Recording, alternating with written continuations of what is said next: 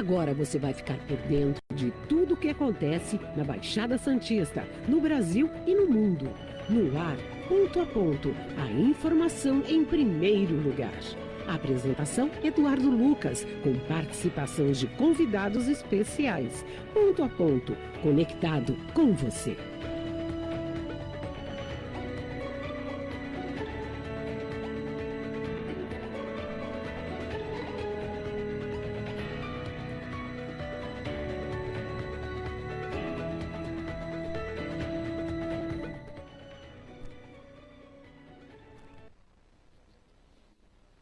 Olá, bom dia. 8 horas e 41 minutos e começando olhando para o calendário, hein, para ver o dia de hoje. Hoje é 15 de maio de 2024. Chove em todo o litoral, temperaturas mais baixas, né, durante a madrugada já na casa dos 17 e 18 graus em alguns pontos do litoral sul e litoral norte. A previsão que hoje temos temperaturas na marca é de 24 a 25 graus. E é claro, se você vai subir ao Planalto, já comece a tomar atenção aí. Pistas escorregadias, molhadas, sistema cheio de imigrantes da mesma forma. Principalmente você que vai subir a serra de caminhão, vários caminhoneiros, inclusive, ouvem o programa aqui, muito cuidado. Manda um abraço para o Haroldo, que ontem disse, Eduardo, estava descendo a serra e um caminhão fez L na Anchieta. Você, mais experiente do que eu, sabe, em qualquer situação, um caminhão numa curva, alguma coisa, um freio, não funciona direito, vem a L, e aí, é claro, graças ao bom Deus, apenas o incômodo da paralisação da rodovia. Poderíamos ter um acidente muito mais grave, com 10 quilômetros ontem de congestionamento. Mas hoje, quarta-feira, 15 de maio de 2024, Dia Internacional da Família. E veja como tem gente que não esquece. Hoje, um dos nossos convidados, a sua filha, reconhecendo o Dia da Família, Dia Internacional, já foi solidária, emprestou o seu veículo para que ele pudesse estar aqui, nosso querido Marcos Muniz. Bom dia, Marcos. Você veja que a sua filha agiu como família mesmo. Família ajuda a família. Sem dúvida. Mas vamos lá, né, Eduardo? Muito obrigado pelo convite. Eu que agradeço a presença. Obrigado, Virgínia. Maurício aqui, um gestor de finanças, acho que é bem hoje oportuno. Ele aqui de todos hoje os é lados, bem oportuno ele, a presença aqui, um especialista de finanças, que eu acho que dará o caminho aí para que lado vamos seguir, Eduardo. Hoje ele vai fazer papel do Haddad, vai fazer papel do secretário de Finanças de Porto Alegre, que levou muitas críticas. Eu não gosto de criticar pela crítica. Eu preferiria que ele fizesse o papel do tio Patinhas, cara. Isso é mais difícil. E fechasse assim as duas mãos. Porque esse momento, acho que assim, coisa supérflua, pode esperar mais um pouco, né, professor? Com certeza. E em estado de calamidade pública, como estão os nossos queridos amigos do Rio Grande do Sul, nossa solidariedade, né, a todos eles. A gente vai falar muito sobre isso. Mas hoje também é o dia, sabe de quem, Virgínia? Bom dia. Já passo o nosso WhatsApp para dar um bom dia ao doutor Antônio Leal, que já nos pede a gentileza, e gentileza pedida vai ser colocada no ar. Primeiro, SOS Enchentes, da Associação Paulista dos Médicos de Santos. Ponto de arrecadação de doações para as vítimas do Rio Grande do Sul. Vamos lá, água mineral, alimentos não perecíveis. Não me vem com sal e açúcar, gente. Tem gente que leva sal e açúcar. Guarda para o churrasco e para o cafezinho em casa. Não manda para lá, tá? Materiais de higiene e fraldas descartáveis, tanto para crianças como também para idosos. Quem puder ajudar, por favor, colabore. A Associação Paulista dos Médicos de Santos fica na Ana Costa, 388 em Santos. É bem em frente ao Corpo de Bombeiros, ao Baep, não tem como errar. A Associação dos Médicos de Santos, né, a Associação Paulista, agradece toda a ajuda. Mas hoje, Virgínia, é dia do assistente social.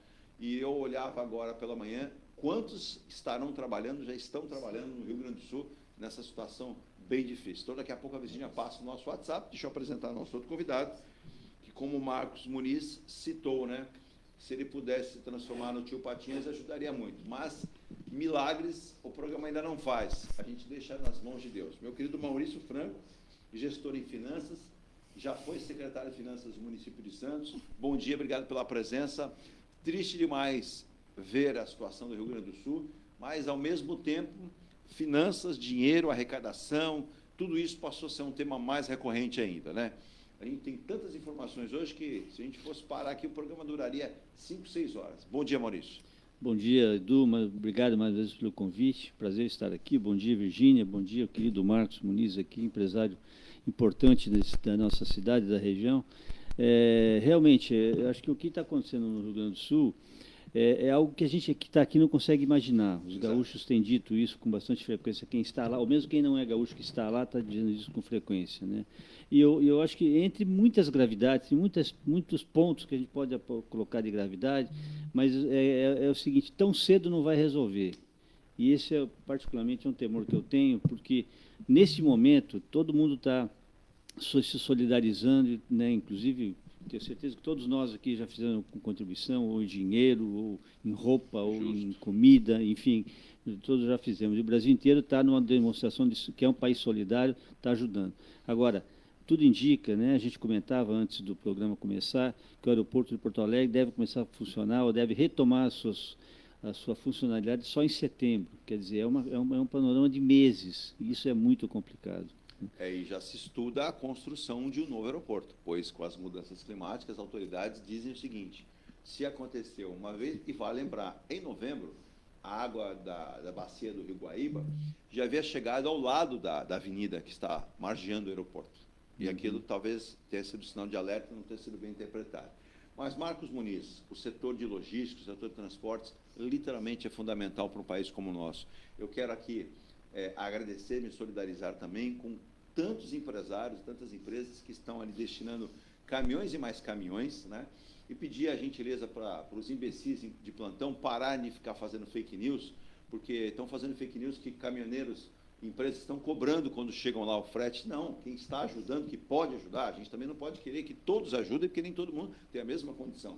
Mas ontem, inclusive, a ANTAC acabou fazendo uma determinação, se juntando a essa corrente do bem, da logística brasileira, que, olha, é pandemia, a logística não para, calamidade pública no Rio Grande do Sul, ela não para, e ontem a ANTAC determinou a isenção de 100% das tarifas, também para os navios que vão para o Rio Grande do Sul, que transportem 100% cargas para lá. Não importa o tipo de doação, através da resolução 114. Marcos, é sempre importante ver que é um setor que é fundamental para o país. Pena que muitos não entendem isso, não veem isso. Mas como a logística no Brasil é um ponto além da curva. Eduardo, quem vive nessa logística nesse país aí, nós convivemos com a catástrofe a todo dia, né?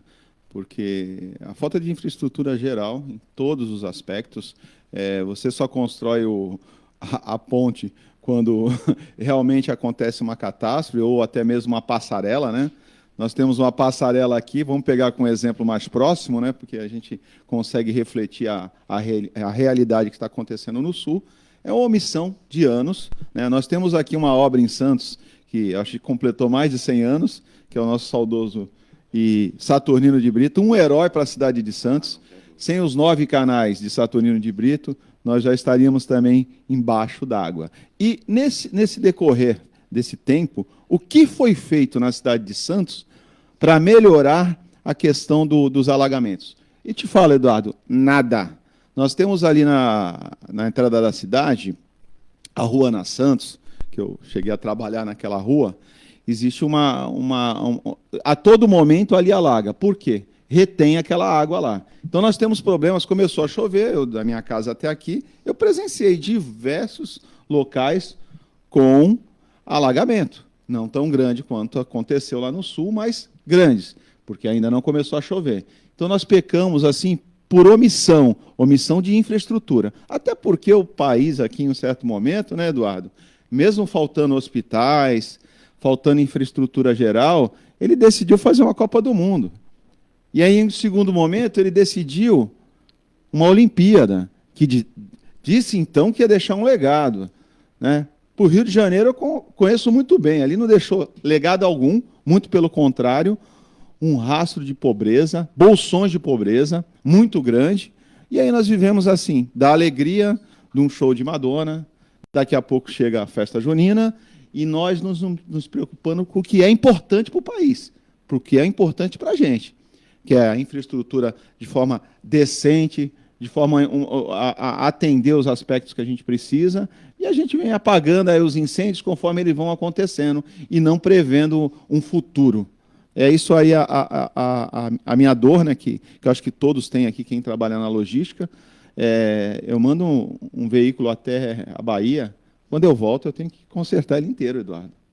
Então, o motorista, né, me relata inúmeros problemas que se tem nas estradas, inúmeros. E isso não é falta de dinheiro, Eduardo. Não é falta de dinheiro. É falta de, realmente, de uma administração séria que conclua obras. Nós temos obras aí do primeiro PAC que não foram concluídas, e aí o que me assusta é começar uma obra aqui em Santos, de um túnel, né? Se paralisar, pode paralisar o maior porto. Nós temos um problema que já há anos viemos falando, a paralisação que existe hoje no Porto de Santos, nos acessos. Isso é uma realidade de anos. Então, nós precisamos de uma obra para urgente, e essas obras que possivelmente estão se aladando aí, né, com várias inaugurações de maquetes, elas já chegam atrasadas, Eduardo. Se acontecerem, já vão chegar atrasadas, porque hoje nós temos um rodoanel que se tornou uma rodovia de São Paulo. Quem viaja, principalmente para a região norte do rodoanel ali, você tem já a presença de congestionamento, com frequência. Né? E aí a pergunta é, que país nós queremos, Eduardo? Exato. Eduardo, nós temos aqui uma questão que o brasileiro não acredita mais no país, e é uma realidade. Eu peguei uma estatística, Eduardo, os 10 últimos anos, considerando até o momento de pandemia, foram 4,5 milhões de brasileiros que deixaram o país. Desses 4,5 milhões, Eduardo, de 19 a 25 anos, quase 75% desses jovens, eles querem sair do país. E uma outra estatística, dos 12 aos 19 anos, 85 desses adolescentes também pensam em sair do país. E aí nós temos o seguinte, o que ficaremos com o país sem uma mão de obra qualificada, porque muitos saem do país por falta de oportunidade. Mas uma grande maioria, Eduardo, ele sai porque ele não enxerga aqui no país um futuro. E ele mesmo com toda uma grade curricular, ele vai trabalhar em outros países, porque você tem uma segurança e tudo. Então isso é muito triste. Ou a gente entende isso de verdade e tem uma conversa franca com quem realmente tem política, vai chegar agora a temporada abraça pobre, beija pobre, come pastel com pobre, e a gente vive todo ano eleitoral é a mesma coisa, promete para pobre, promete para rico, promete para empresário, e engana os três. E nós vivemos das promessas. Então, assim, acho que a gente precisa fazer uma correção interna do nosso povo, de como a gente quer um país. É radical. Não é radical, é a verdade, é o que nós vivemos. Não vamos viver de falácia, de está tudo bem. Não está tudo bem, você sabe. Você consegue andar aqui à noite na sua rua, Eduardo? Não, a gente evita, né? Então, vamos falar a verdade. A gente evita e... Nós vamos ao nosso rápido intervalo, e aí na volta eu peço para o Maurício Franco e junto com o Marcos Muniz me ajudarem aqui. A gente vive um momento bastante complicado no país, quando a gente fala economicamente, e eu percebo que algumas pessoas tendem a produzir efeito e talvez outras não. Mas o Maurício, como é um especialista em gestão financeira, vai nos ajudar, porque após o episódio da calamidade pública, a catástrofe do Rio Grande do Sul, nós tivemos aí o governador do Rio Grande do Sul pedindo, né, o perdão da dívida do Estado, e segundo o ministro Fernando Haddad, seria maravilhoso poder fazê-lo, né? Mas ele não vê essa possibilidade, até porque quando foi feito o pedido, Maurício, Marcos, o governador da Bahia levantou a mão, o governador do Rio de Janeiro, todo mundo quer o mesmo perdão. E aí a questão do equilíbrio econômico brasileiro iria literalmente para o ralo, né? Mas o Brasil deve aí achar um caminho. Nós tivemos aí 3 anos de congelamento da dívida do Rio Grande do Sul, os juros estão sendo tirados, né, dessa dívida, porém... Vai congelar. Né? Vai congelar. Porém, a gente sabe que não é tão simples assim. E aí a gente percebe, por exemplo, né, uma questão toda econômica, e ontem até o Fernando Haddad dizia, na sua fala, eu acho que muito serena, muita gente deu uma cutucada no ministro em cima da questão do Copom, que ao invés de 0,5 ou 0,50, foi para 0,25, diminuiu o corte da taxa Selic. E aí criando aí uma expectativa talvez não tão positiva. Já o presidente Lula não tratou isso com tanta finesse. Já o Haddad disse o seguinte, ele até repetiu ontem, né, sobre o Copom. Ele disse uma questão muito técnica e adequada que se alinha com o que se esperava. né? Ele não esperava algo diferente, até pela situação. Eu vou um rápido intervalo, na volta então o Maurício vai comentar esses e outros assuntos, como também o Marcos Muniz. Até, Marcos, muita gente, eu mando um abraço para o Davi Colantoni, no Rio de Janeiro, trabalha na portuária, o André em Fortaleza, o nosso aqui do Ayrton lá em Itajaí, o Roberto também em Itajaí, manda um abraço, acho que Fabiana, né, também em Fortaleza, tanta gente está ouvindo, área portuária também aqui do programa, e o painel do Porto não para mais, né, e eu quero a participação, e ontem tivemos aí um aprendizado, né, fizemos um curso à tarde, né, Virgínia? Tivemos aí uma visita, vamos fazer uma visita com um novo sistema que vamos implementar na rádio, que vira rádio e TV. Você vai entender isso rapidamente, muito trabalho para levar o melhor para você. Mas nós vamos ao intervalo em nome dos nossos patrocinadores. Sem eles, eu, a Virgínia e os convidados não estariam aqui, como a M. Muniz Logística Soluções em Comércio Exterior, que completou 25 anos, levando primazia de conhecimento para você. Você quer importar e exportar, não perca o seu tempo, ó. Esse aqui, inclusive, foi o último que eu fiquei com ele. O pessoal tem vindo aqui, pego mesmo, porque a Muniz Logística, através do seu site, emunizlogistica.com.br, acesse o QR Code, você vai mergulhar no mar de informações para você que quer importar e exportar. Então, já sabe, com a qualidade, com todas as certificações que são necessárias para a sua carga também. Destacar Forte Vistoras Automotivas, que tem 9 endereços, Santos, Guarujá, Mogi das Cruzes, São Vicente, Boqueirão, na Praia Grande, Aviação, na Praia Grande, Vila Mirim, Santa Branca, no Vale do Paraíba, e Itaquera, hein? Itaquera que tem a Forte, mas não tem mais o Cássio.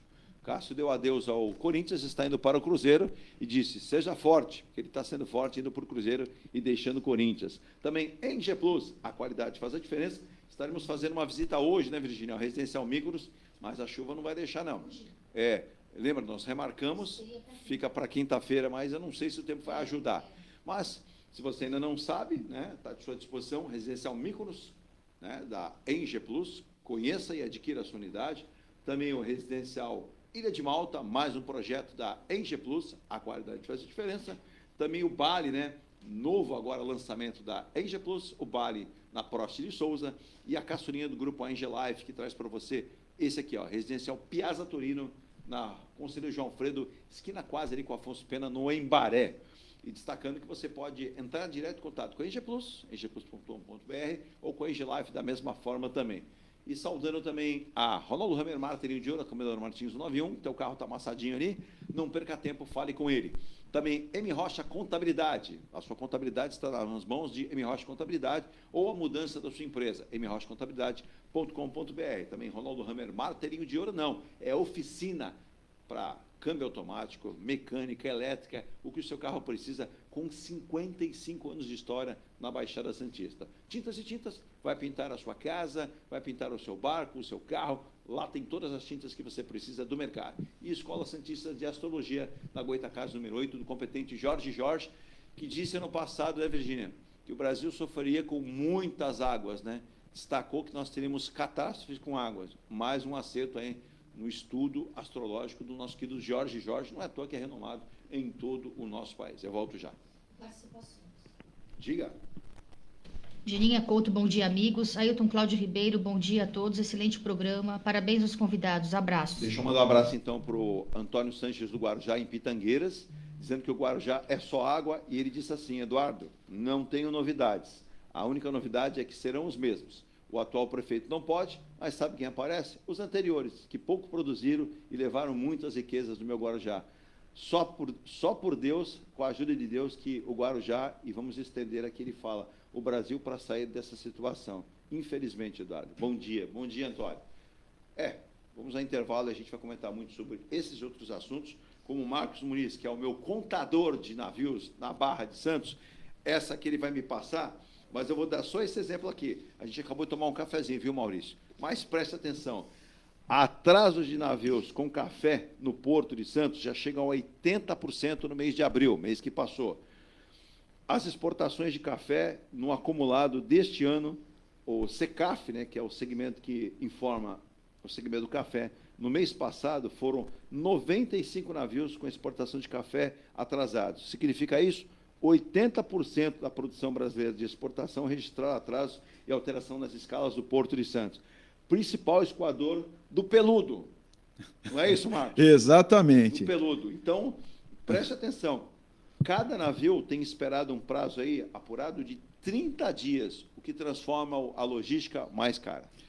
Eduardo, vamos lá no cenário agora, né? Nós temos aí 126 navios no Porto Santos, né? O Porto Santos tem em torno de 66 berços de atracação e mais 218 navios para ancorar aqui em torno da Barra nas 48 horas. Então, é um número, assim, de certa forma, expressivo, né, Eduardo? Agora, você percebendo que esse quantitativo de navios cruzando aqui, eu estou até enxergando aqui a nossa ferradura, né? Que é a nossa ilha, a entrada do canal, eu imagino aqui os navios passando e aquele ferryboat cruzando com a população do Guarujá e de Santos, que é a única mobilidade urbana hoje que nós temos aqui para ligar essas duas ilhas, né? O quanto nós estamos atrasados aqui para fazer uma ligação de 860 metros, Eduardo? Eu já lancei o desafio aqui, hein? Viu, Maurício, de intervalo. Itajaí Navegantes aprovaram um projeto de um túnel subaquático, conseguiram já empréstimo de 465 milhões, né, através do Banco Mundial. A gente sabe que isso representa normalmente 80%, o Banco Mundial não empresta a totalidade, mas o governo de Santa Catarina e os municípios vão se virando também com parcerias pouco-privadas. Eu estou achando que o túnel de Santa Catarina sai primeiro que o nosso. Pois é. E o problema é que, assim, é o que o Marcos comentou agora há pouco, né? Na verdade, você tem que prever antes, né? Tem que colocar o cenário para depois tomar as providências, fazer os projetos e tal. Normalmente, a gente sempre, no Brasil, a gente tem aquilo que eu chamo de a síndrome do depois. É sempre depois, sempre corre depois. Sim. E correr depois, você tem prejuízo com vidas, tem prejuízo financeiro, né? Sem dúvida nenhuma, porque fica muito mais caro. Exato. Refazer aquilo que foi destruído. Eu vou a intervalo, que eu tenho que intervalo, mas o doutor Roberto Monteiro, o senhor gosta de sempre me pegar no pé aqui, né? Ele cita aqui: bom dia, parabéns pela bancada do programa, sempre pela eficiência nas informações e pela maneira que você produz efeito com as informações com muito... deixa eu falar aqui com muito bom humor, né? Eu tento, não é sempre que dá para ter bom humor, mas ele cita: qual seria o primeiro handicap aí para a escolha do presidente da Petrobras? Se não me falha a memória, em 3 anos é o sexto. Será o sexto, na verdade, será a sexta, porque me parece que quem está assumindo hoje, ou assumirá, é a Magda Chambriard, né? Que é uma engenheira conhecida, técnica, inclusive tem aí participação acionária em uma grande marca, uma grande empresa do escritório de engenharia também, mas Magda Chambriard, ela assumirá o lugar de Jean Paul Prats. Ô Maurício, o nome ajuda. Ele está brincando comigo aqui do Roberto Monteiro que o nome tem que ser diferente. Então não tem nem entra na lista. Boa essa, boa. Eu não tinha olhado por esse lado, mas... Ontem à noite, né, o governo naturalmente nessas situações, nesse tipo de divulgação, eles esperam o mercado fechar para fazer divulgação. Exato. Então, foi divulgado ontem à noite a saída do Jean Paul, né, que não é o Sartre, mas é o Prats, e a indicação dessa empresa. Ela é empregada, desgaste, ela né? Sim, ela é empregada de carreira, né, da Petrobras. Sim. E também tem algumas situações. Foi ou ela é diretora da ANP, né, então aparentemente tem bagagem para isso. O problema é o que eu estou ansioso para ver o impacto no mercado, né, porque ela tem um viés muito mais de enxergar a empresa pública como o Lula enxerga. Então, talvez a gente tenha mais queda de ações da Petrobras. Ela tem a pegada mais ou menos parecida, Maurício, com a Graça Foster, que já esteve lá, ou não? Eu acho que nessas coisas, nesse ponto de vista, digamos, de finalidade básica da empresa, talvez sim, né?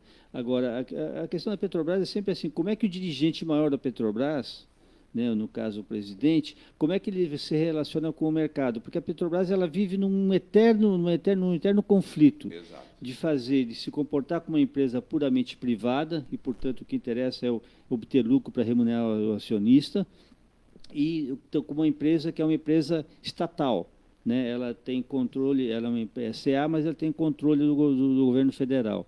Eu acho que ela consegue fazer as duas coisas ao mesmo tempo. Eu acho que quando o governo tem uma posição mais de que é uma estatal e tem que se comportar como uma estatal, que em geral são os governos de esquerda, ela acaba prejudicando a empresa. E o contrário também é verdadeiro. Quando o governo é de direita, que acha que ela tem que se comportar exclusivamente como empresa privada, ela também esquece de um papel social que ela tem, porque ela foi criada com capital público lá na década de 50 e tem o seu papel. Agora, eu acho que me parece que o importante, pelo pouco que eu já li de ontem à noite para cá, sobre a biografia dela, ela tem conhecimento técnico para isso, que eu acho que é um ponto fundamental, né?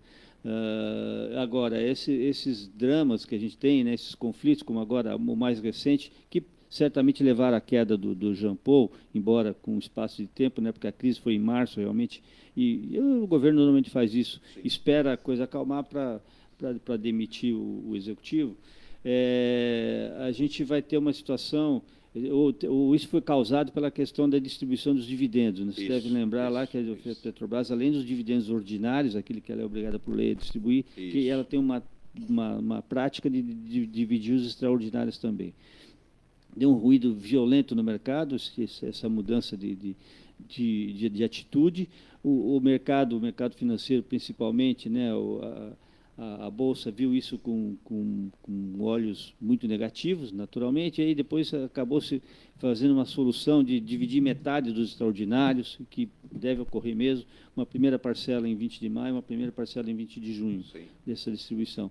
Mas sempre assim, além do conhecimento do negócio de petróleo, que obviamente o presidente tem que ter, ele tem que ter muita habilidade para navegar nesse mar tortuoso entre ser uma empresa, a maior empresa brasileira, a maior empresa brasileira controlada pelo Estado. Tem, né, Maurício? Tem uns aspectos que envolvem o setor dos investidores da Petrobras, vem dizendo há alguns meses da defasagem, por exemplo, no diesel, e queriam a majoração. E o governo faz a pressão para segurar. Ao mesmo tempo, houve a queda na valorização das ações da Petrobras. Mas ontem, por curiosidade até, Marcos, Maurício, os nossos ouvintes, em especial o doutor Roberto Monteiro, que manda um abraço aqui de novo, né?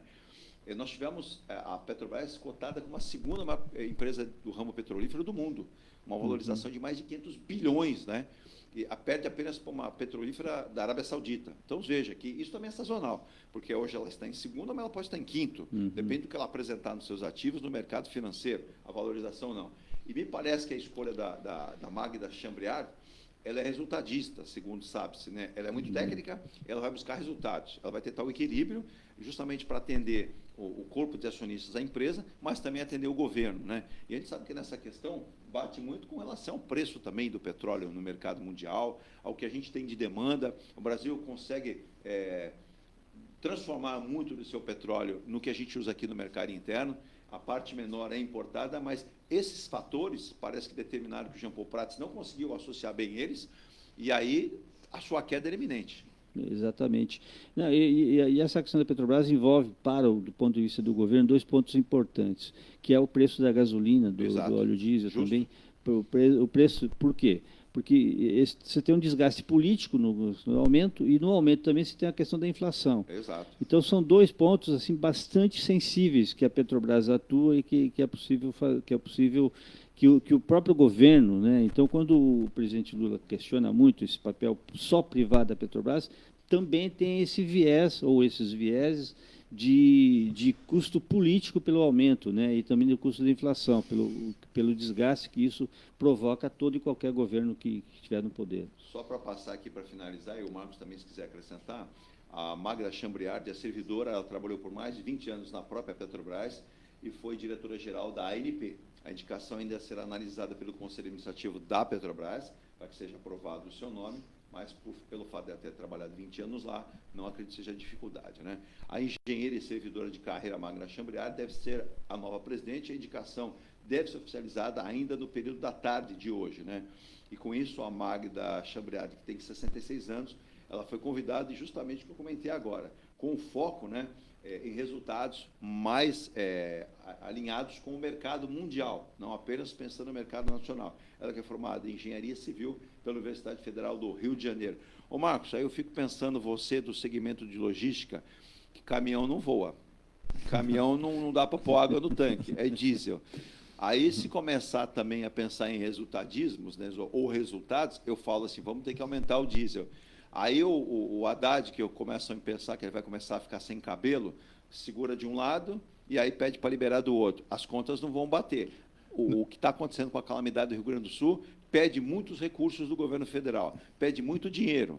Como é que nós ficamos nessa conta para vocês que atuam no mercado, no segmento, né, do modal rodoviário? Combustível é um elemento básico. Eduardo, eu fico assim pensando, né? Como a gente não consegue desenvolver, né, uma nação de forma geral, nós continuamos assim criando subsídios assim para as estatais ou às vezes para as companhias, e isso não deu certo no passado. Então é livre mercado, Eduardo. Qualquer país do mundo cresceu com livre mercado. A China, apesar de ter um regime diferenciado, ela é um país totalmente capitalista para os negócios. E a gente não consegue aprender isso. Então continuamos aqui refém de uma única companhia para o refino, e nós não trazemos outras companhias para fazer concorrência. Eu acho que a concorrência ela é boa para qualquer segmento.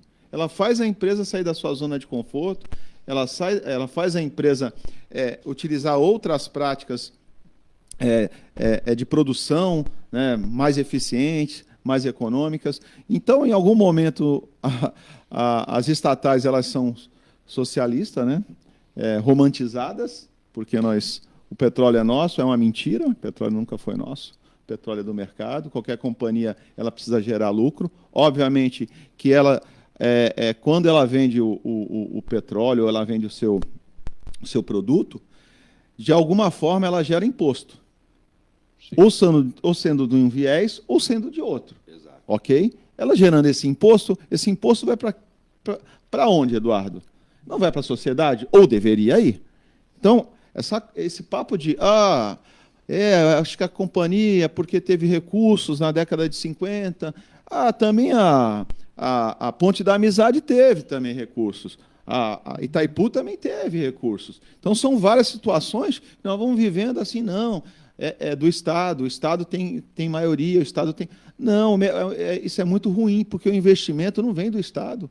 O Estado, em algum momento, ele não tem recursos para fazer Sim. isso. E o recurso vem do investidor, porque a companhia que nós estamos falando, ela tem acionista, você, eu, né, o professor aqui, Maurício, que se assim desejar, ele vai investir numa companhia. Sim. Você investiria numa companhia que a toda mudança de governo, Eduardo, muda todo o cenário político, conseguiram mudar a lei das estatais para promover amigos.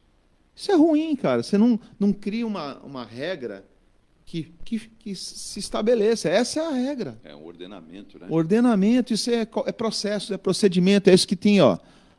Aqui na nossa empresa, nós temos alguns selos de certificações, Exato. isso aí que nos doutrina a nossa empresa. E baliza a empresa para o mercado. Exatamente. Agora, a cada momento político, surge uma jabuticaba e muda todo aquele cenário. Então, não quer ser um país sério. Mas aí, Marcos, eu vou te interromper, eu tenho que ir para o intervalo, mas vou pedir ajuda do Maurício. Você foi sensível nessa questão, Maurício? Você foi funcionário de carreira da Caixa Econômica em Brasília. Uma instituição como a Caixa Econômica tem lá um corpo técnico preparado. Não fora isso, não só o presidente da instituição faz com que aquela instituição caminhe bem. O que eu disse o Marcos. Você tem que dar o quê? Mérito a quem tem mérito. Não é a questão da meritocracia, é do mérito do trabalho. E o mérito do trabalho da capacitação do profissional. Então, se não mensurarmos isso, é Petrobras, é Banco do Brasil, se bem que o viés do Banco do Brasil é diferente, mas Caixa Econômica principalmente... Correios, bem lembrado. E quando a gente fala em privatização, a gente tem que olhar tudo isso também, né? Do ponto de vista econômico, técnico do país, não é, Maurício? Sim, e o fato da empresa ser estatal não significa necessariamente que ela seja ineficiente. Exato. Eu acho que isso, se você olhar para outros países desenvolvidos, você tem estatais que funcionam e funcionam com bastante competência. E o que acontece é que essas estatais, especificamente, elas foram desenvolvendo, Caixa, Banco do Brasil, em especial a Petrobras, né, elas foram desenvolvendo know-how e qualificação do seu corpo técnico muito forte nos últimos 50, 60 anos. Então, hoje, como se disse, eu tive essa experiência de trabalhar alguns anos em Brasília e eu via essa situação, né? E claro que em alguns momentos você tem uma definição de política de governo para uma estatal que pode se chocar com aquilo que o governo enxerga que o mercado enxerga que é melhor para aquela empresa. Então, é um dilema que sempre ocorre. E no caso da Petrobras, eu queria lembrar o seguinte também, como o governo é controlador da Petrobras, e uma coisa que se critica em relação ao mercado, que o mercado só quer dividendos da Petrobras, e funciona assim, o regime é capitalista, funciona assim. O cara que é o gestor da empresa está lá para dar lucro ao acionista, fundamentalmente, né? E essa é a questão. Até porque ninguém investe para ter prejuízo. Exatamente. Não, e no caso da Petrobras, como o governo controla, se eu não estou enganado, 36% do capital dela, significa que a cada distribuição de dividendos ele vai receber sobre 36%. Exato. São bilhões, não é pouco. Sim, então, essa dinheiro. Destinação social, eu acredito que ela tem que ser discutida a partir daí, a partir dessa distribuição. Isso. Né? Fora isso, a gente querer reinventar alguma coisa que está funcionando bem. A Petrobras tem hoje a melhor tecnologia de perfuração de águas profundas.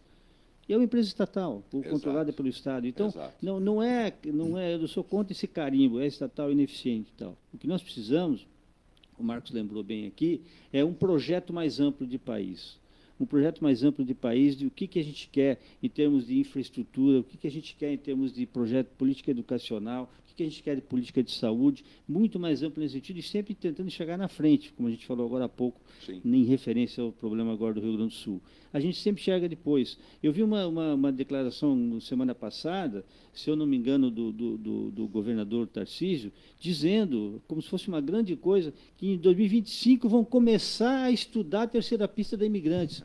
Meu Deus do céu, quem mora aqui em Santos como a gente, sabe que ela tinha que estar pronta, já funcionando. Entendeu? Então, e aí, em 2020 vamos começar o estudo, é sempre depois. O pior, olha, eu preciso me intervalar, mas o Maurício me lembrou, eu torço muito para o governador, eu gosto muito da pegada dele de fazer, mas talvez ele está mal assessorado, ou as pessoas estão mentindo para ele nesse sentido. Primeiro, vamos lá, o estudo pode levar 24 meses, então você imagina, 25, 26. A obra, com as dificuldades, você pega, por exemplo, um tempo como esse, pode levar de 6 a 8 anos. Aí eu estou falando de 10 anos. Aí o Marcos Muniz vai começar a pensar nos netos dele, passear com os netos dele daqui a pouco. Não tem pista. Mas o túnel, o governador tinha alardeado para o presidente, para todos nós, que ele tinha as duas certificações ambientais. Não tem. A CETESB acabou de dizer que não existem. Elas não estão. O que foi feito foi um estudo inicial para o licenciamento. Então, a gente não tem. Agora vai precisar providenciar um laudo técnico com uma licença técnica para a construção da pista como do túnel, leva no mínimo 12 meses. No mínimo 12 meses. Já perdemos mais um ano, porque 24 você esquece. Vamos pensar em 25 fazer isso. Então, quer dizer, a gente vai empurrando com a barriga, o dinheiro vai escoando pelo ralo, o Porto de Santos, que é o maior do Brasil, vai ficando em dificuldades, é a nossa economia. Mas eu vou intervalo, na volta eu vou discutir isso muito mais. Deixa eu mandar um abraço aqui, eu anotei, o Aloysio, em Imbituba, é Santa Catarina, Marcos. Sim. Ele mandou um abraço aqui, ele falou que o logo ficou lindo para fazer camiseta para sortear para o pessoal do Porto. Vou precisar arrumar um patrocínio, mas eu gostei da ideia, viu? Boa. Boa ideia. Boa ideia, gostei. Um abraço para vocês de Imbituba, né? Lá tem, o Porto é mais focado no que em Imbituba, Marcos? O Porto de Imbituba é granel. Granel? É mais focado na parte de granel. Tá. Containerizado é muito pouco, tem um pouco de break bulk, mas o foco dele é granel. E ele brincou aqui, ele falou assim, que história é essa de peludo? Porque aqui no Porto não tem peludo. Qual o nome dele? É o Aloysio de Imbituba. Bom, Aloysio, nós fizemos uma brincadeira aqui no momento aqui da rádio, né? Porque eu brinco sempre, aí tem uns pseudos aí, conhecedores de comércio exterior e logística, né? Que assim, o livro é sempre importante, né? Eu acho que a fundamentação da educação que você tem na universidade, tudo é importante. Mas nós vivemos uma realidade. A realidade do peludo é que eu perguntei aqui para o pessoal o que era um peludo, eles ficaram calados. Depois eu perguntei o que era um portaló, muito menos. Eles acharam que era um alienígena. Mas o peludo, ele é uma saca de café, né? Então, eu falo sempre, quem nunca pegou no peludo, eu acho que não sabe o que é realmente o que acontece no chão de porto, no chão de cais, né? Eu, quando trabalhei no Dimarco, vi muito peludo. Muito peludo, e olha que o Brasil manda muito peludo. E deixa eu mandar um abraço também para o Patrício Siqueira, ele perguntou assim, quem são esses senhores que falam tão bem? Seu Patrício, não reconheço o seu nome, talvez esteja chegando no ponto a ponto, e hoje o ponto a ponto abre espaço para o painel do Porto e para a economia nacional. Doutor Maurício Franco, gestor em finanças, ex-secretário de Finanças do município de Santos e também funcionário de carreira que fez na Caixa Econômica Federal. E do meu lado aqui, um dos maiores empresários da região e do país de logística, nosso querido Marcos Muniz. Ele se diz aqui, né? Engenheiro de formação, engenheiro civil, trabalhou em grandes empresas, ele diz aqui Setenco, trabalhou para obras do governo federal e estadual, com muitas obras de rodovias e pontes, né? Que o Brasil, como vocês disseram, com muita primazia, com muita autoridade, precisa discutir infraestrutura. Virgínia, depois dessa, vamos tomar um outro café. Esse programa está muito bom. E o doutor Roberto Monteiro lançou um desafio para mim aqui. Doutor Roberto, hoje está inspirado, está com tempo vago, né? Ele disse o seguinte, Eduardo, essa aposta muito me interessa. Se você quiser apostar um apartamento, aí não, né? Aí eu estou fora. Nas Bahamas, eu banco. A brincadeira dele. Um pastel no Akira, pode ser? Eu ia falar um pastel e um magarapa. Vamos reduzir as expectativas um pouco. Isso inflacionou o mercado agora, né? Mas ele diz assim, não sai a pista e não sai o túnel antes de 2025, nem brincando. Aí ele diz aqui, para deixar bem claro, o túnel, humildemente falando, e a terceira, quarta, quinta ou sexta, porque já está... Quando fizer a terceira, já vai ficar devendo a quinta, sexta e a sétima. Exatamente. Nossa, aí ele diz assim... Menos 2035, esquece, Eduardo, não sai nada. Põe intervalo depois dessa que o doutor Roberto Monteiro falou, só o Marcos Muniz e o Maurício que vão contradizer. Eu não vou nem falar nada, ou vão concordar, né? Eu volto já. Vocês estão... A Engelife Construtora, empresa do Grupo Enge Plus, apresenta o residencial Piazza Torino. 3 opções de plantas, com 38, 57 ou 67 metros quadrados. 13 espaços de lazer e conveniência. Plantão de vendas, Rua João Alfredo, 363, Santos. Visite o decorado. Fale com nossos corretores. WhatsApp 13 99151 9431. Engelife Construtora. Antes de comprar, Forte Vistoria. Antes de vender, Forte Vistoria. Novo veicular, Forte Vistoria. Pra não se arrepender, Forte Vistoria. 322383. 322383. Forte Vistoria. Atendemos toda a Baixada. fortevistoriasautomotivas.com.br ou ligue 32238383. Forte Vistorias. Viva o privilégio de contemplar o mar todos os dias. Residencial Bali. Apartamentos de 98 metros, 2 suítes e 158 metros com 3 suítes, todos com varanda gourmet. Lazer completo na cobertura com piscina, sauna, academia, salão de festas, de jogos, grill e brinquedoteca. Até 100 meses para pagar, direto com a construtora. Excelente localização com a qualidade Enge Plus. Plantão de vendas no local. Rua Coronel Prost de Souza, 19, Santos. Acesse engeplus.com/Bali. Seu carro amassou? Nós da Ronaldo Hammer Martelinho de Ouro temos a melhor solução, com rapidez, agilidade e ótimo custo. Com 20 anos de experiência no mercado nacional e internacional, atendendo ao público em geral e a grandes montadoras. Somos especialistas em martelinho de ouro, funilaria e pintura express. Serviços realizados por profissionais qualificados, utilizando equipamentos e materiais de primeira qualidade. Traga o seu carro para uma avaliação com o mestre Ronaldo Hammer Martelinho de Ouro, Rua Comendador Martins, 191, Vila Matias, em Santos. Telefone 13 97408 5990. Venha morar na quadra da praia. Residencial Ilha de Malta. 2 ou 3 dormitórios, terraço gourmet e até 120 meses para pagar. Lazer completo com academia, piscina, salão de festas, de jogos, grill e brinquedoteca. Plantão de vendas no local, Avenida Almirante Cochrane 32, Canal 5, Santos. Construção e incorporação Enge Plus. Acesse engeplus.com. Mecânica Heliomar, oficina especializada multimarcas, com garantia de segurança em todos os serviços, injeção eletrônica, elétrica e mecânica em geral. Mecânica Heliomar, essa você pode confiar. Que tal poder contemplar essa vista do seu novo endereço? Residencial Mykonos, o imóvel dos seus sonhos com a qualidade Eng Plus. Apartamentos de 2 ou 3 dormitórios, 3 opções de plantas e até 120 meses para pagar. Lazer completo com piscina, salão de festas, espaço grill, brinquedoteca, salão de jogos e academia. Localização excepcional, perto de tudo. Rua Ricardo Pinto 63. Plantão de vendas no local. Construção e incorporação Eng Plus. Acesse engplus.com. Há mais de 2 décadas, a M. Muniz Logística constrói diariamente uma grande relação de confiança com forte atuação em soluções de comércio exterior.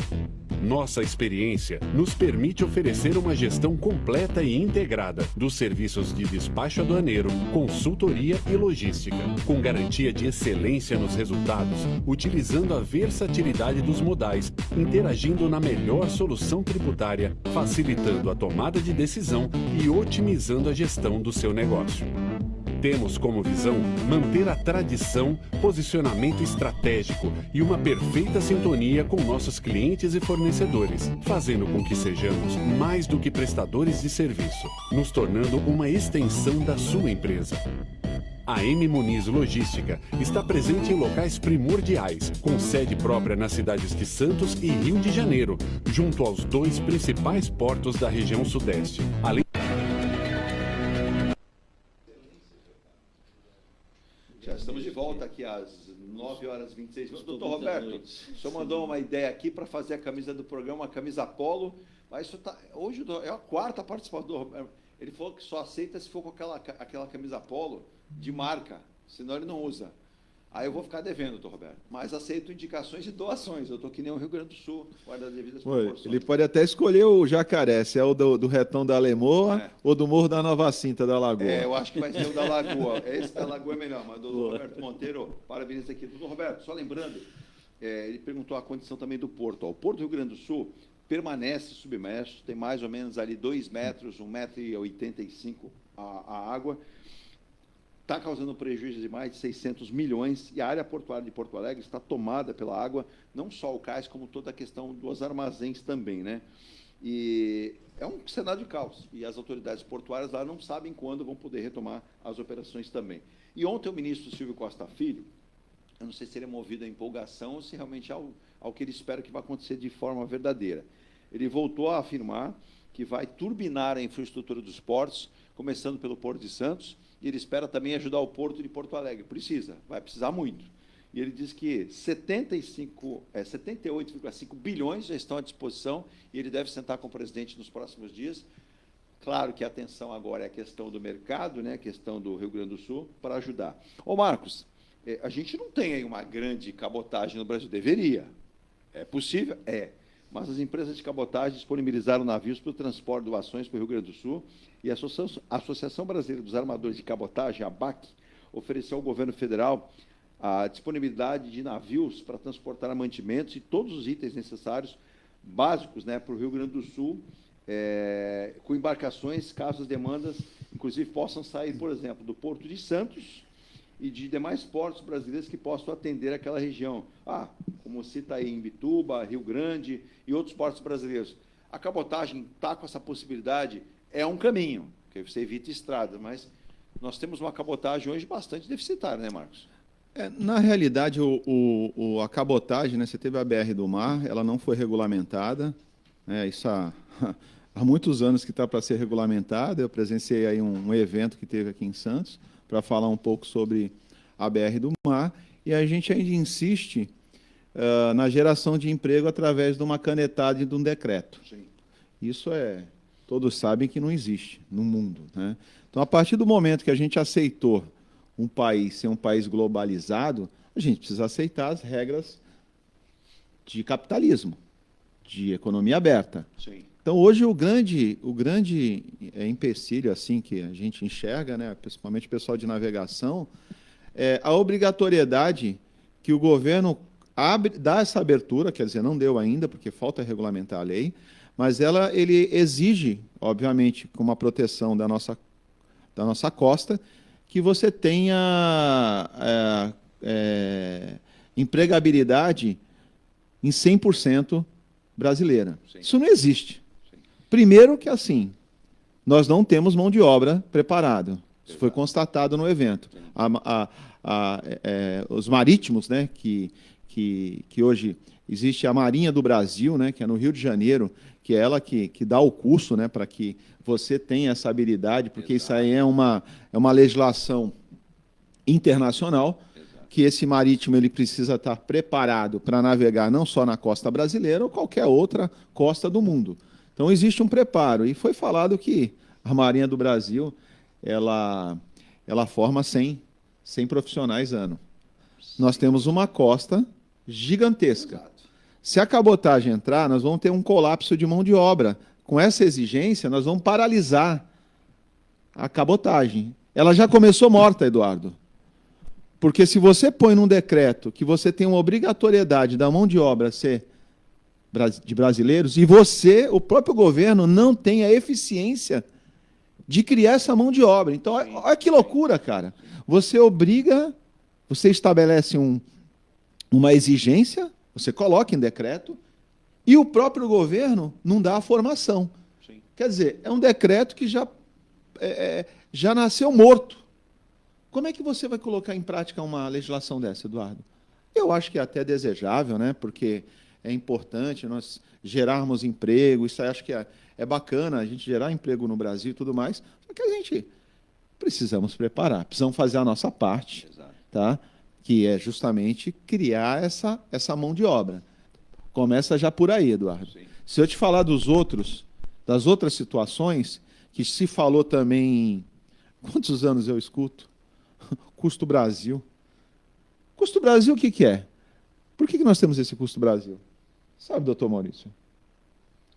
Sim, entre outras coisas, todo um sistema burocrático de comercialização, de tributário também, né, que se propõe agora mexer, mas, enfim, toda uma infra necessária para você exportar e que acaba, evidentemente, afetando o teu preço a competitividade do teu preço no mercado internacional. Maurício, posso pedir a sua ajuda? Doutor Roberto, hoje de novo aqui participando, mandando um abraço para a gente aqui, não, mas ele gostaria de uma análise sua. Ele disse: sou do direito, não entendo muito da questão de finanças e economia. Mas 2 comentários aqui, eu vou expandir para o Maurício, depois também com o comentário do Marcos. Primeiro, né, a questão do Copom, que fez o corte de 0,25, não 50, e ontem a fala do Haddad, me parece que o Haddad tentou suavizar e caminhar não ao desencontro, porque segundo diz, há uma divisão dentro do Copom. Aqueles que foram levados lá por indicação do atual presidente e aqueles que estão indicação do presidente Jair Bolsonaro que saiu. Então, me parece que está tendo um desgaste ali, né? Então, uma banda senta para o lado direito, outra senta para o lado esquerdo, para dividir. E aí o Gabriel Galípolo, surge como nome forte para a sucessão do Roberto Campos Neto. E o Roberto Campos Neto diz que o Haddad quis suavizar, já teve desgaste, falou: não, eu até vou repetir a fala dele. Ele falou que o Copom foi muito técnico e adequado ao alinhamento que ele esperava para a situação econômica, né? A fala vem realmente do Haddad para tentar acalmar os ânimos? Com certeza. O ministro Haddad tem feito um trabalho tanto técnico e econômico, que é o que ele tem, é o papel dele, né? Sim. É para isso que ele recebe o salário dele, como político. Ele tem se colocado o papel do grande interlocutor político, muitas vezes mais do que o próprio presidente Lula, junto especialmente ao Congresso e aos setores produtivos no Brasil. A própria Faria Lima, que no começo torceu o nariz para a indicação dele, lá em dezembro de 22, mudou essa perspectiva.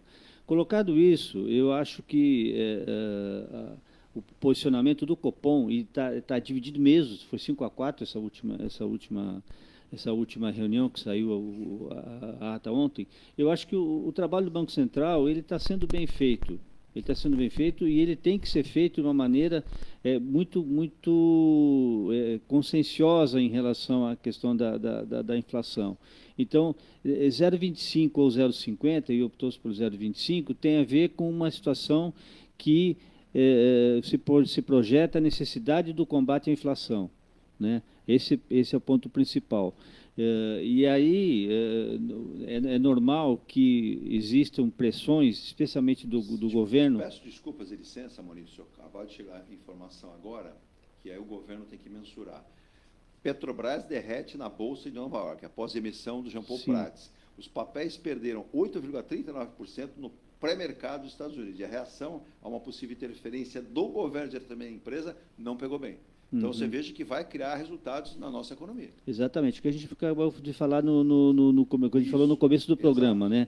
Por conta dessa identidade, digamos assim, podemos até dizer ideológica, né, da nova presidente com o governo federal como um todo. Mas só para a questão do posicionamento do Banco Central, eu acho que essa questão tem sido bem conduzida e eu acho que a autonomia do Banco Central é fundamental para isso. Faz parte do equilíbrio das contas públicas, a gente tem que ter conta equilibrada para poder continuar avançando. Me preocupa, assim, vou baixar a todo custo, pelos impactos que tem isso. Por outro lado, o que o mercado tem? O mercado tem, e quando eu falo mercado financeiro, não estou nem falando do mercado aqui do Marcos como empresário daqui, eu estou falando do mercado financeiro, estou falando do Faria Lima. Exato. Essa cobrança existe e o cara existe assim, aquela coisa do culto ao rentista. E isso que o governo bate muito. Então, você fica dividido naquela situação. Quanto mais alta for a taxa, mais compensa, em vez de colocar o marco empresário, ele sabe. Quando ele vai colocar recurso, ele está investindo, ele está arriscando, né? O que ele poderia fazer? Ele poderia pegar esse recurso que ele tem para fazer a aplicação e colocar no mercado financeiro. Eu estou garantido 10,5% ao ano, o que é uma taxa real de 6 e pouco por cento. É uma das maiores do mundo, é a segunda ou terceira maior do mundo em termos de taxa real. Ele podia fazer isso, não, eu vou aplicar no setor produtivo, eu vou me arriscar a ganhar mais do que eu ganhei no setor, ou vou me arriscar a perder. Mas existe um risco embutido nisso. Exatamente, tem os dois lados. E quando a gente fala em taxa de juros muito alta, é disso que a gente está falando, do incentivo àquele que pega o seu recurso e nada faz com ele no sentido de dar um retorno para a sociedade. Esse é o grande ponto. Então, eu estou assim, bastante curioso para ver o que vai acontecer com essa questão da sucessão no Banco Central, porque eu particularmente não sou daqueles que acham que um pouquinho de inflação faz bem para todo mundo. Não, inflação não faz bem, não. E a gente sabe que, como eu sempre digo aqui, quem é jovem há mais tempo, como nós, né, Edu, a gente sabe que inflação nunca é bom. Inflação é aquele bichinho que você mata ele quando está pequenininho, né? Porque depois que ele cresce exageradamente, né, a gente não tá... Doutor Maurício, eu tive essa experiência há uns 4 meses na Argentina.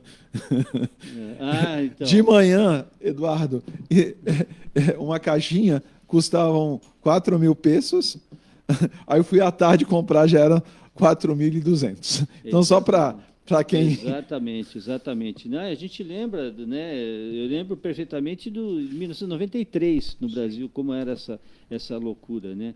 Então, aquele negócio de você estar no hotel, você tome o café da manhã bem reforçado, porque você está pagando o preço daquele momento, né? Se você deixar para o almoço, você vai estar pagando outro preço. É terrível isso, e faz muito mal para a economia de qualquer país. E eu queria mandar, se você me permitir, um abraço ao doutor Roberto, que toda vez que eu participo aqui, ele tem uma participação bastante efetiva, bastante rica no programa. Eu queria mandar um abraço para ele. Ele praticamente todo dia, né? E nos traz uma sensação de trabalho no caminho certo. A gente tem muito a crescer, e ele hoje já mandou 5 recados, inclusive a dona Maria Emília, da Ponta da Praia também, doutor Roberto, mandou para que eu fizesse um salve aqui, um parabéns aos bombeiros. Eu não vi a imagem ontem, viu, Virgínia, Marcos, Maurício, mas eu fiquei impressionado. Olha, parabéns aos bombeiros. Eles desceram um cavalo do 3º andar, içado por cordas, com uma venda nos olhos. O cavalo, no pavor da enchente, subiu ao 3º andar, né? E não tinha como descer, e eles desceram por uma janela içados. Então, se uns não fazem, os bombeiros dão exemplo, né? Dão um show. Então, parabéns, é lembrado pela dona Maria Emília, da Ponta da Praia, o trabalho maravilhoso dos nossos bombeiros também. Agora, não fora isso, o Maurício e Marcos também, essa questão do Copom, que a gente tem bastante difícil, bastante de entender, a gente teve o pedido do perdão da dívida, né, Marcos, do governador, até sensibiliza o Rio Grande do Sul, não vai levar 6 meses, um ano, não. Vai levar muitos anos para tentar se reerguer. E os especialistas já dizem, algumas cidades têm que mudar de lugar, algumas cidades têm que mudar bairros de lugar, tirar os bairros dali, porque a várzea do rio... Marcos, como diz o Maurício, nós somos jovens há mais tempo, você vai lembrar que Rio tinha várzea, que Rio tinha espaço, que tinha espaço para a água escoar. Hoje, a ocupação é imensa, né? Então, o governador queria o perdão, mas o Haddad disse que gostaria, mas não dava para fazer o perdão, né? E aí, agora, a gente tem essa questão toda de dividendos, né, e de juros. Ontem, inclusive, a ex-presidente Dilma Rousseff, que presidia o Banco dos BRICS, né, ela informou que destinará 5,7 bilhões de reais de empréstimo. De empréstimo. Que seja bem dito, né? Assim, quando se fala em milhões que estão sendo redestinados, é empréstimos, e assim, foi suspenso o pagamento. Então, até é ridículo, né? Você presenciar o governo colocando cifras como está dando. Então, é em verdade. Isso é um empréstimo que o Banco Mundial vai conceder, que o governo do Estado vai ficar mais endividado. Agora, é surreal, Eduardo. O governo federal falar em suspender uma dívida de um Estado que está numa catástrofe social, uma catástrofe financeira, uma catástrofe de tudo. Isso vai demorar uma década, Eduardo, para a economia reagir. São fábricas que estão naquela região que vão precisar ser reconstruídas. Sim. O empresário vai reconstruir. 92% da indústria do Rio Grande do Sul foi atingida. Então, nós não conseguimos, Eduardo, ser um país sério com esses anúncios assim, Eduardo. Nós estamos falando de um cenário de guerra, Eduardo. Né? Nós passamos... Tudo a gente fala antes Covid, depois Covid, né? A gente acha que o Covid virou um temporal da nossa vida, né? Agora... Nós não conseguimos tirar nem exemplo de uma guerra que teve, uma guerra sanitária, Eduardo. Sabe? De entender que aquele Estado, nesse momento, ele precisa que o governo federal colocar recursos de verdade para ele reagir. Aqueles empresários que estão querendo agora reconstruir, que isso vai demorar, que ele tenha um financiamento. Não existe. Financiamento a quanto por ano? Porque a arrecadação do Estado vai praticamente... Acabou, zerou. Aquele Estado ele não vai ter receita, Eduardo. A ponto de ver o secretário de Finanças do Estado do Rio Grande do Sul quase que implorar, pedir que as pessoas comprem produtos do Rio Grande do Sul. Exatamente. Eduardo, agora é surreal eu presenciar um presidente de um país verbalizando que vai suspender e criando uma notoriedade como se fosse um puta favor, desculpa a expressão, de um Estado que quebrou, cara. Simplesmente não existe economia, não vão conseguir gerar nada no Estado, Eduardo. Deixa eu ver se o Maurício, então, nesse É triste, cara, é triste. Consegue nos ajudar? Agora, será que a gente não consegue ter uma sensibilidade de pensar rápido no sentido seguinte? Nós temos mais 26 estados, não é isso? Da federação? Mais o governo federal? Será que nesse momento a gente não consegue sem politicagem, pelo amor de Deus, e realmente construir de forma que hoje quem está reconstruindo, quem está ajudando o sul do país é a população, Eduardo. Mas você está falando... O Estado muito pouco. Você está falando, é importante. O Maurício, isso que o Marcos Muniz colocou, eu vi alguns economistas dizendo o seguinte, exatamente o que o Marcos falou, é duro, é difícil, mas o socorro para o Rio Grande do Sul tem que ser diferente, tem que ser visto com outros olhos. E aí você tem que ter expertise e capacidade de separar ao mesmo tempo do que é uma junção, que faz parte do país e faz parte da economia. Ah, mas espera aí, o governador da Bahia reclamou, o governador do Rio de Janeiro também. É chamar todo mundo em Brasília, sentar à mesa e falar o seguinte, meu amigo, você teve uma catástrofe dessa? Não, então fica na tua. Bom, teve o show da Madonna, né? Que montaram... Foi um show, não foi para a população. Não. Quem está no Rio sabe disso. Não. População foi para convidados, todo mundo sabe. A área VIP não foi para Sim, todos. Exatamente. Na Bahia nem se fala, ali é outro planeta. Né? Você tem uma situação ali diferente na Bahia. Sim, mas, ô Maurício, esses economistas, inclusive alguns da Faria Lima, estão dizendo que não dá para olhar o Rio Grande do Sul com dó e piedade. Tem que olhar o Rio Grande do Sul com seriedade e olhar o Rio Grande do Sul que ele possa fazer a versação do que está acontecendo e também um dia pagar. Mas apenas a suspensão vai matar com doses homeopáticas, o Rio Grande do Sul totalmente. Quando você fala que 92%, a Federação das Indústrias de lá, seria a nossa Fiesp aqui, que é 92% foi atingida, só a suspensão não vai resolver.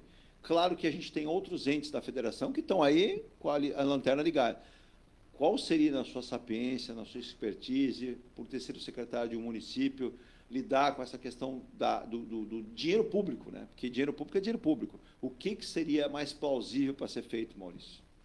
Olha, eu acho que, primeiro, nós estamos no calor dos acontecimentos, né, do Rio Grande do Sul, e começam a aparecer alguns números assim. No final de semana, a imprensa, em especial o Jornal Estado de São Paulo, falou sobre um custo de reconstrução do Rio Grande do Sul em 90 bilhões de reais.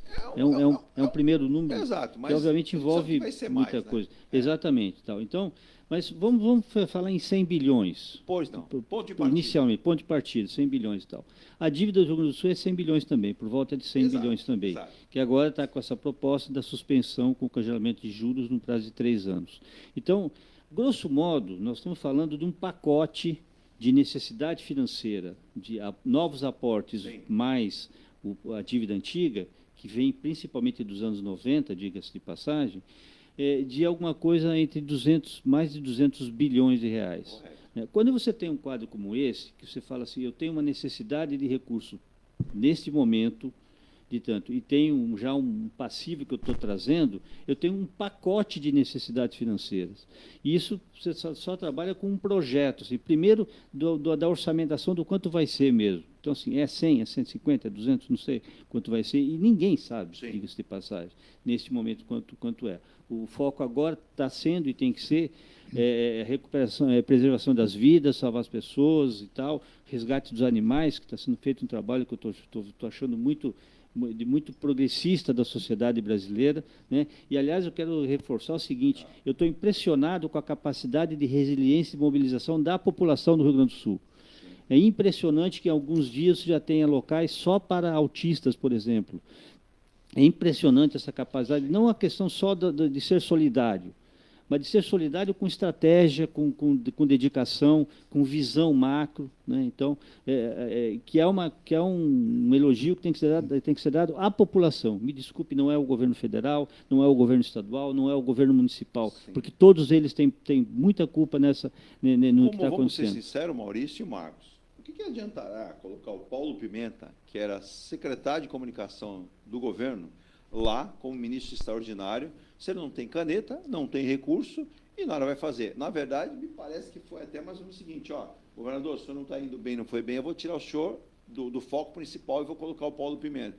Eu entendo o lado positivo, mas eu vejo que com pouca prática, né, Maurício? Ele não vai ter recurso para fazer nada. Vai ser mais sabe aquele chefe do armazém que o Muniz tem que ter para entrar e sair da carga? Esse é o papel que ele vai ter. Então, e só para concluir a questão, então, eu acho que, assim, primeiro você tem que trabalhar com uma orçamentação um pouco mais confiável em relação do que vai precisar.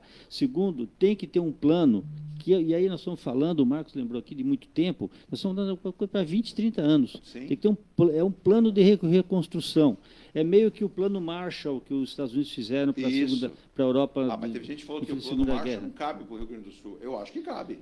Na verdade, na essência, sim. Na essência, sim. E aí eu não estou aqui fazendo elogios muito fortes aos Estados Unidos, porque não é essa a questão. E até porque o plano Marshall, como tudo, custou bastante para os europeus, inclusive. Exato. Mas, de qualquer maneira, assim, é o que você tem nesse momento para fazer para a reconstrução, que envolve orçamentação, envolve definição de prioridades. O que é? Está tudo destruído. Sim. O que a gente vê de carro boiando é uma loucura. Né? É uma loucura. O que a gente vê de casa destruída é uma loucura. Né? E não se sabe quando vai acabar. E ontem, o Maurício e Marcos, o ministro Silvio Costa Filho, falou, eu preciso observar e ver o aeroporto de Salgado Filho, o porto de Porto Alegre, o porto de Rio Grande, são estruturas, inclusive, vale lembrar que o aeroporto de Salgado Filho, recém-reformado, foram gastos milhões de reais lá. E aquilo, aí surgiu a informação que alguém lá teria dito, o Rio Guaíba precisava ter elevado o aeroporto, não foi. Agora já se pensa na construção de um aeroporto numa outra região metropolitana, porque se acontecer agora vai acontecer. Dinheiro jogado fora? Então. E vamos lembrar o seguinte, o Rio Grande do Sul teve, como todos nós estamos sabendo agora, o gaúcho, claro que sabe disso há muito mais tempo, mas a grande enchente de 1941. Sim. A partir disso, foi feito aqueles muros de contenção no Guaíba, que foi 68 quilômetros. 68 quilômetros de muro de contenção, que está lá funcionando há 70, 80 tem anos. 5 metros de altura. Exatamente. Agora, o que aconteceu agora? Problema de manutenção. De novo, por quê? Porque naquele momento, quem estava naquele momento, na década de 40, que sofreu por isso, fizeram esse 68, uma ótima iniciativa. Sim. Só que aí o que é aquela coisa não acontece mais, a coisa vai ficando, vai deixando, Agora, e a gente vale deixa lembrar, de dar prioridade para isso. Zeladoria, né? Zeladoria. Então, assim, o Perfeito. básico, a zeladoria, entender que houve um momento de tragédia e que a gente precisariam ser lembradas, né, que um fato, para manter aquela zeladoria, manter todo aquele cenário que hoje provavelmente iria mitigar os impactos, né, que parece que essa foi muito pior do que a de 1941. É isso aí. O que é lamentável é isso. Chegou a chegar. Foi pior e mais. E quando a gente fala em planejamento, aí aparecem, né? Tinha que ter esse planejamento. Aí preste atenção, a gente vai por último intervalo, para a volta final do programa. Focou-se tudo no Brasil, na Amazônia, quando se fala em questão ambiental. Tudo é Amazônia. Esqueceram que... Eu li um estudo recente, especialistas apontam, por exemplo, que a Baixada Santista é uma área extremamente sensível a uma tragédia desse porte. Extremamente...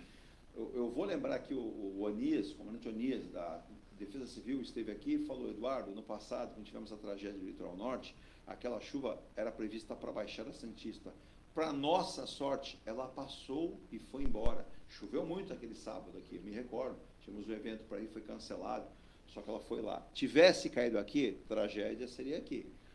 A gente tem aqui o Rio Grande do Sul, já avisado por vários profissionais, muitos estudiosos. Eu vi um professor alemão no sábado, né, dando entrevista, dizendo, se você tem um estado diferenciado, é um estado geograficamente construído com serras, muitos rios, e que vão desaguar na Baía do Guaíba. Mas para que a pessoa que não sabe, não tem ideia, a bacia do Rio Guaíba é pequena, perto da Lagoa dos Patos, que é o ponto final para essa água desaguar. E mais, o Marcos tem na mão.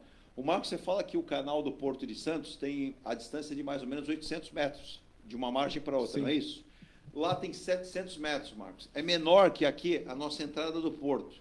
Então, aí os iluminados apareceram dizendo que o governador, vamos fazer uma obra para alargamento. Como alargamento? Lá você tem cidade, você tem indústria. Como é que você tira essas pessoas dali? E outra, ontem eu já lia, os impactos do alargamento daquilo ali podem trazer catástrofes bem também. No sul. Então, é tudo dinheiro, Maurício, tudo dinheiro. Então, eu vejo que o governo... Ontem, inclusive, eu até separei aqui, e aí eu vi, acho que foi o Antônio Carlos, da Praia Grande, perguntando o que vem a ser CMV. Acho que é o Conselho Monetário Nacional, não é isso, Omar? CMN? CMN. Porque o CMN, ele liberou 8,3 bilhões a bancos que vão ter empréstimo de volumes ao Rio Grande do Sul. Como disse o Marcos Muniz, não é dado não, gente. É emprestado. E o Rio Grande do Sul vai ter isso? Então, é o Conselho Monetário Nacional. Pelo menos foi o que apareceu, que eu pesquisei aqui. 8,3 bilhões. Mas é empréstimo. Agora, qual é a capacidade, Maurício, antes do intervalo, do Rio Grande do Sul? Ele vai ter que contrair novas dívidas. Ele já deve 100 bi. Vai contrair 3 anos, congela a dívida, congela os juros. Mas depois dos 3 anos, qual é a capacidade de recuperação do Estado? E aí eu vi várias empresas já decretando antes estado falimentar. Muitas empresas não têm capacidade mais. Eu vi dono de empresa dizendo o seguinte, o meu seguro previa a queda do muro, o meu seguro previa um incêndio. Não foi queda do muro nem incêndio, foi destruição total. Tudo que eu tinha estava lá, o seguro vai cobrir. Eu não tenho como fazer isso ser reativado. E 92% foi. Aí, nesse ponto de vista, Maurício, posso estar falando besteira, porque eu sou jornalista, publicitário, não entendo nada de economia, aprendo com vocês dois aqui. Mas não haveria. Quando você falou plano Marshall, já me acendeu essa luz. Nova Orleans, nos Estados Unidos, o governo fez colocação de recursos ali a fundo perdido. Não toda, mas boa parte. O governo brasileiro talvez tenha que fazer isso, num momento agora estratégico, chamar os outros governadores, segura a tua onda aqui, que eu vou pensar no teu estado, que eu posso fazer, mas nesse momento a catástrofe é no Rio Grande do Sul. Sim, e quando se pensa num plano desse, obviamente é uma coisa bastante complexa de fazer, mas tem que se fazer dizendo o seguinte: primeiro, a orçamentação disso, como eu disse antes, quanto a gente vai gastar, quanto o Estado já tem de passivo, quanto cada município vai gastar, né? Porque nós temos, se eu não me engano, são 250, 300 que estão com decreto de calamidade, né, que foram atingidos diretamente. Não com decreto de calamidade publicado necessariamente, mas atingidos diretamente pela tragédia. Então, assim, como é que eu resolvo isso? O que eu vou ter que liberar de curto prazo? O que eu vou liberar como fundo perdido? O que eu vou liberar como valor oneroso? Né? Então, é um trabalho...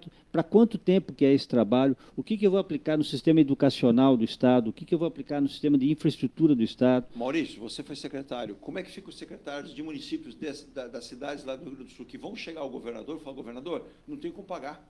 Exatamente. Preciso de ajuda, socorro urgente, está tudo destruído. Como é que esses municípios vão fazer, Maurício? Eles vão precisar do Estado. O Estado precisa da União, como disse muito bem o Marcos. É tudo doado? Não, é emprestado. E aí o governo municipal não gera receita, precisa de receita, o Estado também não vai ter muita arrecadação, porque a produção está parada lá. Então, assim, é um apocalipse, é um caos, literalmente.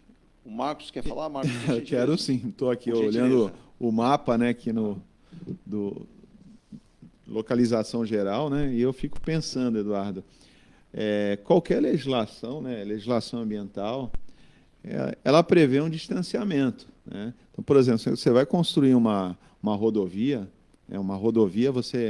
parece que a legislação ela prevê 50 metros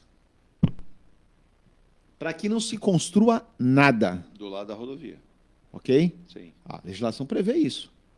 Por quê? Se você precisar em algum momento, porque obviamente a população cresce, você tem um cenário espacivo ali de territorial segregado para utilização disso. Correto. Eu estou vendo aqui o mapa bem claro, acho que agora também a gente não vai buscar culpados, nada disso, mas assim, houve a omissão de anos de alguém.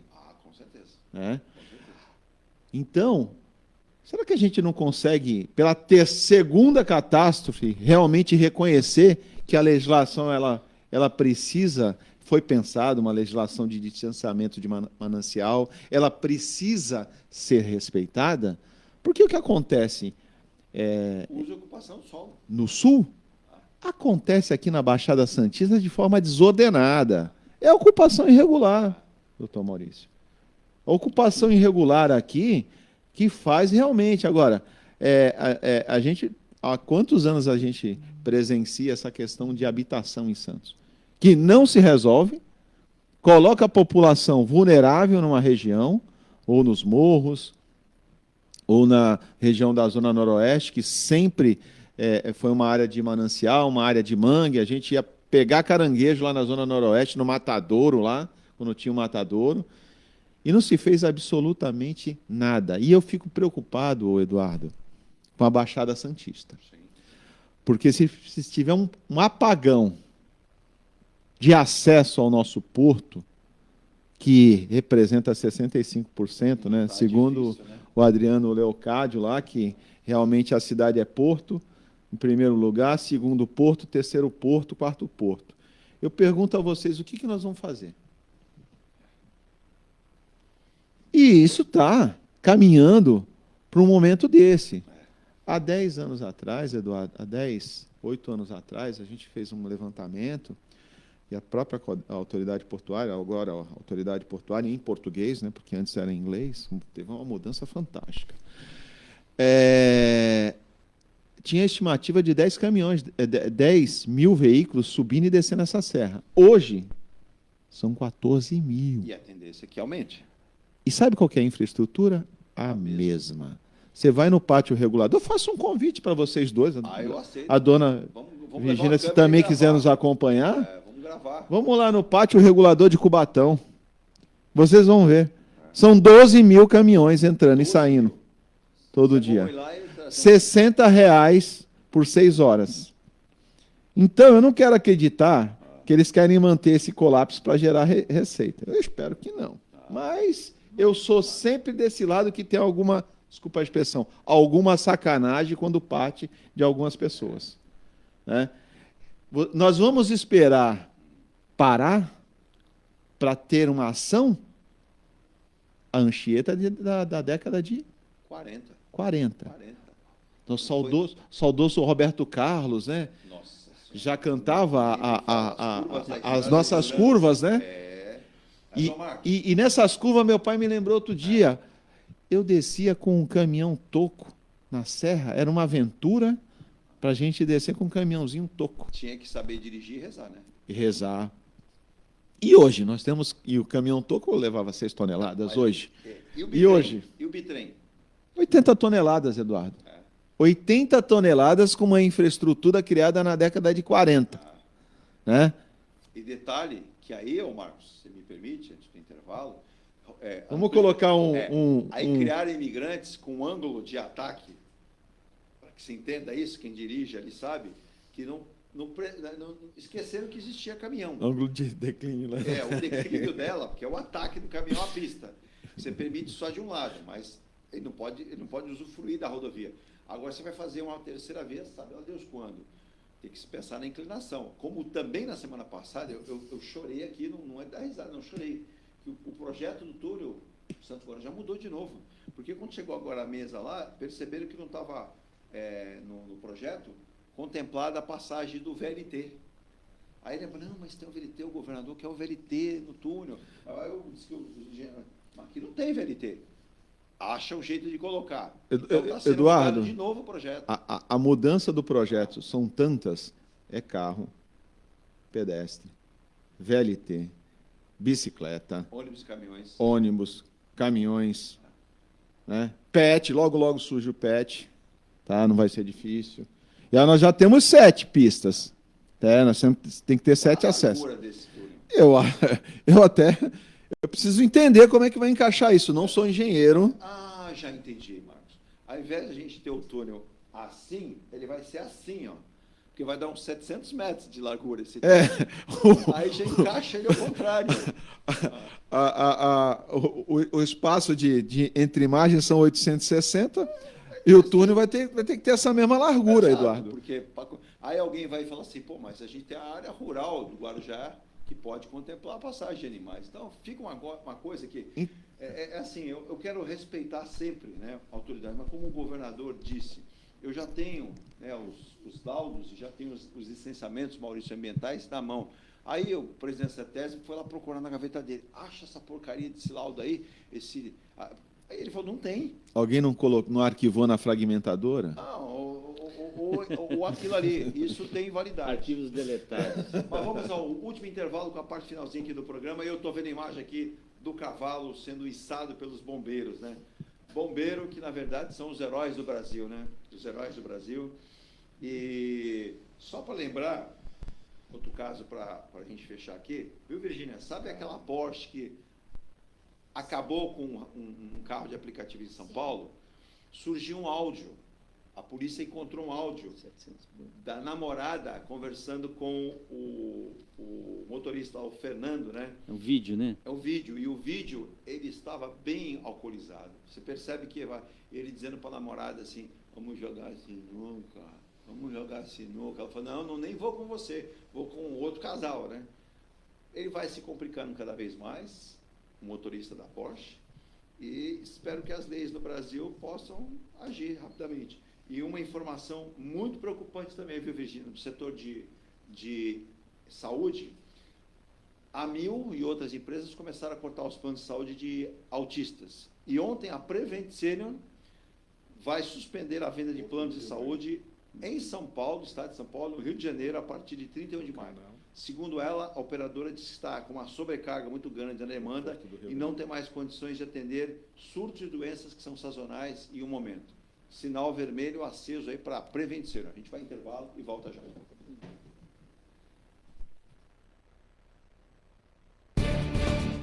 A Engelife Construtora, empresa do Grupo Enge Plus, apresenta o residencial Piazza Torino. 3 opções de plantas, com 38, 57 ou 67 metros quadrados. 13 espaços de lazer e conveniência. Plantão de vendas, Rua João Alfredo, 363, Santos. Visite o decorado. Fale com nossos corretores. WhatsApp 13 99151 9431. Engelife Construtora. Antes de comprar, Forte Vistoria. Antes de vender, Forte Vistoria. Modo veicular, Forte Vistoria. Pra não se arrepender, Forte Vistoria. 32238383. 32238383. Forte Vistoria. Atendemos toda a Baixada. fortevistoriasautomotivas.com.br ou ligue 32238383. Forte Vistorias. Viva o privilégio de contemplar o mar todos os dias. Residencial Bali. Apartamentos de 98 metros, 2 suítes e 158 metros com 3 suítes, todos com varanda gourmet. Lazer completo na cobertura com piscina, sauna, academia, salão de festas, de jogos, grill e brinquedoteca. Até 100 meses para pagar, direto com a construtora. Excelente localização com a qualidade Enge Plus. Plantão de vendas no local. Rua Coronel Prost de Souza, 19, Santos. Acesse engeplus.com/Bali.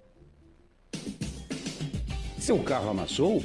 Nós da Ronaldo Hammer Martelinho de Ouro temos a melhor solução, com rapidez, agilidade e ótimo custo. Com 20 anos de experiência no mercado nacional e internacional, atendendo ao público em geral e a grandes montadoras. Somos especialistas em martelinho de ouro, funilaria e pintura express. Serviços realizados por profissionais qualificados, utilizando equipamentos e materiais de primeira qualidade. Traga o seu carro para uma avaliação com o mestre Ronaldo Hammer Martelinho de Ouro, Rua Comendador Martins, 191, Vila Matias, em Santos. Telefone 13 97408 5990. Venha morar na quadra da praia. Residencial Ilha de Malta. 2 ou 3 dormitórios, terraço gourmet e até 120 meses para pagar. Lazer completo com academia, piscina, salão de festas, de jogos, grill e brinquedoteca. Plantão de vendas no local. Avenida Almirante Cochrane 32, Canal 5, Santos. Construção e incorporação Enge Plus. Acesse engeplus.com. Mecânica Eliomar, oficina especializada multimarcas, com garantia de segurança em todos os serviços, injeção eletrônica, elétrica e mecânica em geral. Mecânica Eliomar, essa você pode confiar. Que tal poder contemplar essa vista do seu novo endereço? Residencial Mykonos, o imóvel dos seus sonhos com a qualidade Enge Plus. Apartamentos de 2 ou 3 dormitórios, 3 opções de plantas e até 120 meses para pagar. Lazer completo com piscina, salão de festas, espaço grill, brinquedoteca, salão de jogos e academia. Localização excepcional, perto de tudo. Rua Ricardo Pinto 63. Plantão de vendas no local. Construção e incorporação Enge Plus. Acesse engeplus.com.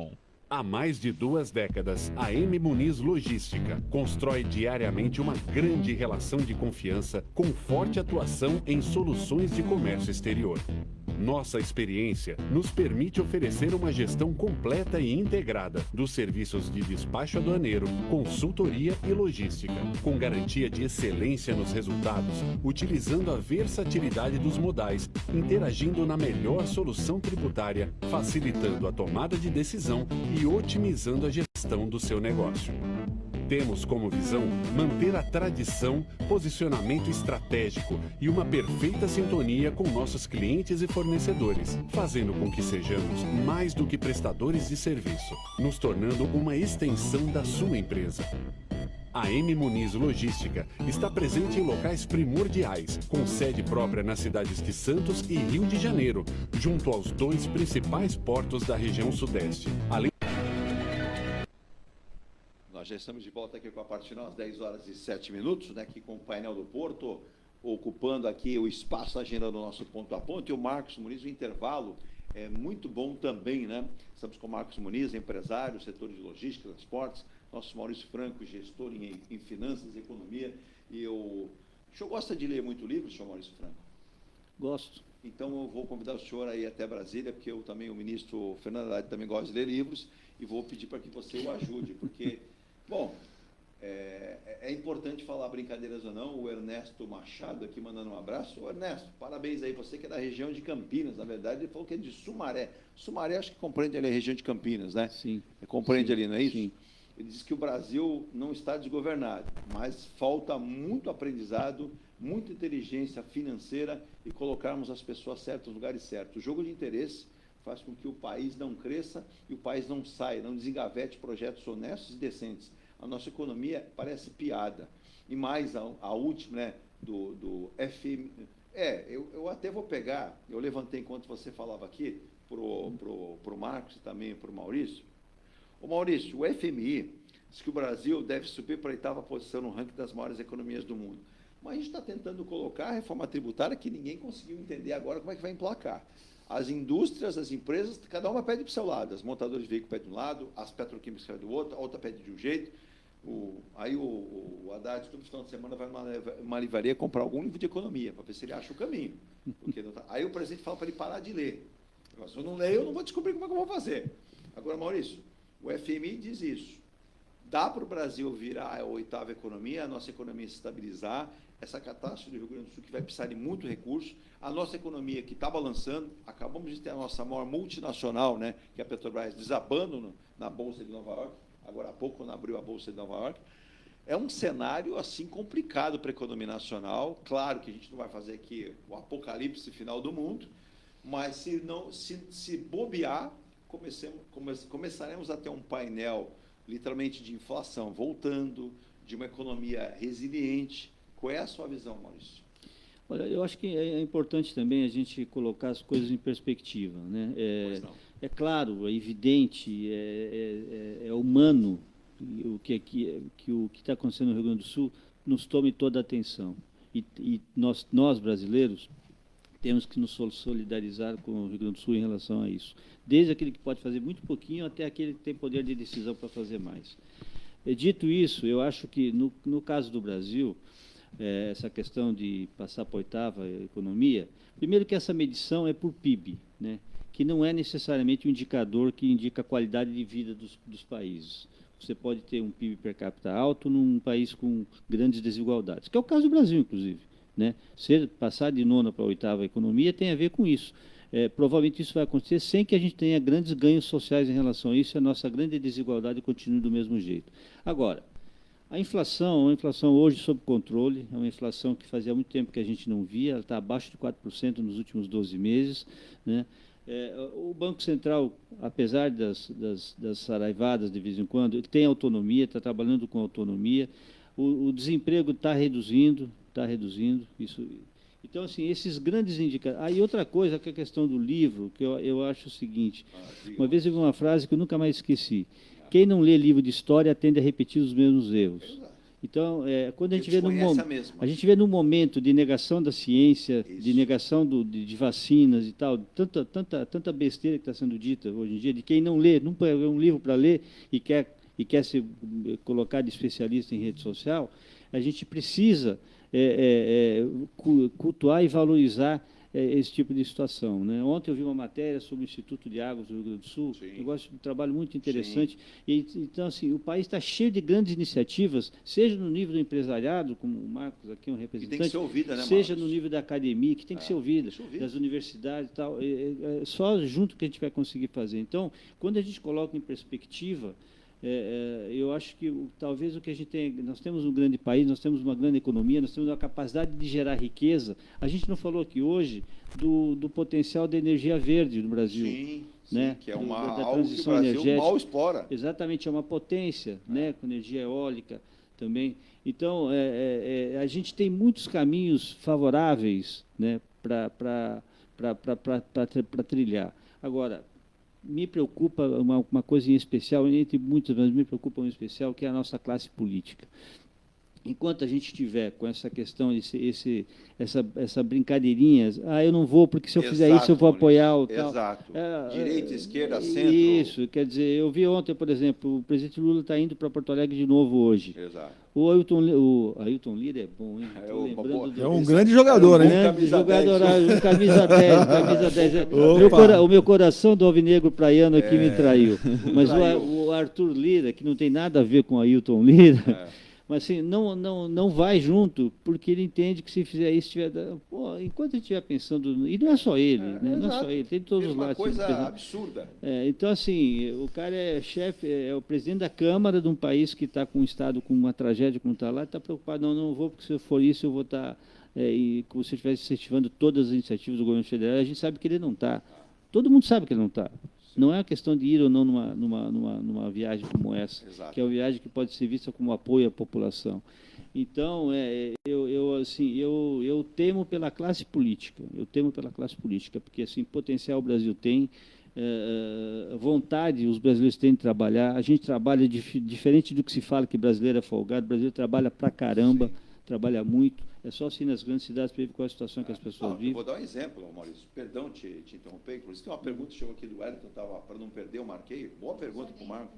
Zé Bento, lá de Floripa, já coloca. Mas pode ser arrogante, pode ser chato, a gente pode ir com a cara dele, o que você quiser falar. Mas o velho da van, o Luciano Hang, ele até explicou da loja dele, estão refazendo a rodovia, a ponte e o túnel que tem embaixo. Sabe quem está refazendo? Ele, com o dinheiro do bolso. Mas ele quer aparecer. Eu quero que o Marcos apareça, todos os empresários Até apareçam. porque o Estado não aparece. Não aparece, é incompetência do Estado. Se ele não fizer isso, não produzir isso, a cidade não anda, a loja não funciona e as pessoas não vão ter como transitar. Então vamos parar de falar besteira. E acho que foi o Armindo ontem, colocou muito bem, Armindo. Você que é de Santa Catarina, está próximo, inclusive ele eu não sabia, viu, Virgínia, lá o Luciano Hang, a van, nasceu em Brusque, Santa Catarina, né, e cresceu para o Brasil inteiro. Ele colocou todas as 5 horas 9 deles à disposição, comprou agora 40 máquinas, tratores para ajudar na obra, caminhões e mais caminhões de aterro, alugou, comprou, seja lá com empreiteiros, né, para recuperar. Porque o que acontece? A cidade de Lajeado não tem capacidade. Aí ele falou, eu vou esperar pelo prefeito e os vereadores da cidade, eles estão discutindo se a Câmara vai secar para eles voltarem a fazer a sessão deles. Aí, o único que ele estava preocupado era o secretário de Finanças do município, que sentou com ele e falou, eu não tenho nada disso, você pode me ajudar? Eu ajudo. E ele vai ajudar o que a loja? Vai tentar criar algum incentivo para as lojas e para os empresários que vão ajudar, né, Maurício? Que é o que cabe para o secretário. Alguém tem que arrumar o recurso para fazer isso, né? E quando o Estado, o Marcos lembrou bem, quando o Estado se omite, ele abre espaço, porque não existe vácuo de poder, não existe vácuo de atuação. Exato. Basta a gente ver as milícias e o tráfico no Rio de Janeiro, para ficar num exemplo que é uma tragédia, é uma chaga nacional isso, né? Não é só no Rio, diga-se de passagem. Mas assim, o Estado não faz o papel dele, alguém vem e faz o papel do Estado, para o bem e para o mal. Ô Marcos, para finalizar o programa, o Wellington Moura de Itajaí, primeiro ele diz o seguinte, Eduardo, obrigado pelo carinho de sempre, né? E ele manda aqui, a maior parte aqui eu perdi, mas eu consegui anotar, viu, Wellington? E ele cita que Itajaí está retornando, né? E eu não sabia, e o Marcos, acho que já sabia, tinha mandado a mensagem para mim, que é o grupo JBS aí que vai investir, né, lá no Porto de Itajaí, os irmãos lá, junto com outros empresários, mas ele faz a pergunta para o Marcos, o seguinte, Marcos, quais os rumos dos portos brasileiros sem a total e necessária infraestrutura? Vejo o tamanho e a complexidade do porto de vocês, o nosso é menor, mas com muito potencial de crescimento, mas vamos lá, sem infraestrutura portuária e para entrar e sair do porto eu preciso de rodovias, não temos. Por exemplo, aqui temos um único trajeto para chegar em Ibituba, Itajaí, é estreito, é pequeno, as obras vão ser feitas, vão melhorar, mas melhoram 10%, 15%, 20%. Senhor Marcos Muniz, o que é possível fazer com governos que falam e não produzem efeitos? Precisamos de obras urgentes. Qual o nome dele? É o Ailton Moura de Itajaí. O Wellington, o reflexo da sua região é o mesmo da nossa. O Porto Santos está colapsado já há muitos anos. Né? Nós tínhamos aí uma frequência de Teus, né, que é o nosso negócio, mas Hoje o porto ele é multiuso, você tem embarques de grãos e breakbook, containerizado. Todas as terminais de Santos, eles em algum momento estão colapsados. Já estão colapsados os terminais de zona primária no Porto de Santos. Eles precisariam, pelo menos, aumentar em torno de 60% a sua área de atracação. Eu acabei de comentar com o Eduardo, com o Maurício, e com todos, o quantitativo de navios que estão na Barra de Santos. A Barra do Porto de Santos aqui acumula em torno de 200 navios esperando atracar. E nós só temos 66 berços de atracações, com quase 200 navios na Barra aguardando. Então, tem navios aqui que ficam 15, 20 dias, 30 dias no granel líquido, que é surreal em qualquer parte do mundo. Isso é o custo Brasil, que todos falam. E o custo Brasil ele é gerado pela ineficiência do Estado de colocar a infraestrutura no momento certo. Há 6 anos, eu peguei um professor de uma grande universidade de Minas Gerais, e a gente estava falando sobre a infraestrutura do país. Maurício, não sei se você tinha essa informação, mas ainda falo, na época do Império, nós tínhamos mais ferrovias do que Estados Unidos. Passou todo esse período, o que é os Estados Unidos e o que é o Brasil? Vamos ter uma visita agora de alguns empresários de Santos à Coreia. Eles vão presenciar o que eles têm e o que o Brasil não tem. E o que o Brasil tinha há 20 anos atrás e perdemos. Então, é uma omissão muito grande do Estado, que cabe ao Estado a infraestrutura. Nós temos impostos que são designados para isso. Por exemplo, eu posso citar o CID, o Imposto sobre Combustível, que na época o Sarney verbalizou, o presidente Sarney, do Maranhão, hoje o Maranhão de cada um que emprega 3 é Bolsa Família. Aquele que falava brasileiras e brasileiros. E brasileiros. Nós temos esse imposto que até então, na época, o apelo de criação dele foi para infraestrutura de rodovias. Passou esse período todo, o imposto continuou, e onde estão as rodovias, doutor Maurício? Então vamos falar o que é certo, gente. Onde foi parar o dinheiro, Eduardo? Nosso Porto de Santos é o maior arrecadador de marinha mercante. É o AFRMM. É uma contribuição para a renovação da marinha mercante. A última marinha mercante que o Brasil teve foi o Lloyd brasileiro, que o governo teve a competência de quebrá-lo. Na ferrovia, o governo teve a competência de quebrar a FEPASA, por vários motivos. Motivos de empregabilidade, muito sindicalismo em cima de uma companhia, que não é diferente nas demais estatais que o governo coloca a sua mão. Em algum momento você tem muitos direitos ralo sem fundo. E poucos deveres, muitas indicações, e uma hora quebra. Por mais que você tenha uma companhia milionária, uma hora ela tende a ter um negativo dele. Então, esse professor, para fechar o assunto, ele estimou que nós precisaríamos, para equacionar o problema de infraestrutura do país, em torno de 65% do PIB. O PIB brasileiro, no ano retrasado, em 2022, foi 9 trilhões e pouco. 9 trilhões. Então, nós estamos falando aí que, para a gente equacionar a falta de infraestrutura, nós precisamos de 6 trilhões. Eduardo, o distanciamento é muito longe, muito longo. E quando eu presencio um governo que gasta muito, gasta errado, gasta com babaquice de COP, o que isso vai gerar para a Amazônia? Zero. Para o país, zero. Legado, zero. Só que vai gerar um custo muito alto. Tá? Um governo com 40 ministérios, com zero eficiência para ocupação de cargos. O que isso vai gerar para o país? Isso vai consumir o dinheiro do Maurício, que ele é pagador de impostos, do seu, da Vigília, do meu, no qual esses recursos deveriam ser utilizados imediatamente para a infraestrutura. Então, nós somos incompetentes num aspecto infraestrutura, que isso é do governo, é competência do governo, e somos muito competentes como empresário de produzir bem, barato e com qualidade, e ineficiente de pegar uma carga no centro do país e colocar para escoar no porto. Por que hoje a maioria dos terminais de Santos, e não é diferente no próprio Itajaí, porque as companhias hoje multinacionais elas vão lá e arrendam um terminal? Porque elas querem ter a infraestrutura dela sob o seu controle. É isso aí. E aí, você para finalizar, eu ia encerrar agora, mas, Maurício, não posso perder a oportunidade aqui. Diga a participação, depois eu ponho o tema e a gente encerra, por favor. Lúcio José Bento, bom dia. Eduardo e Virgínia. Bom dia, ilustres convidados.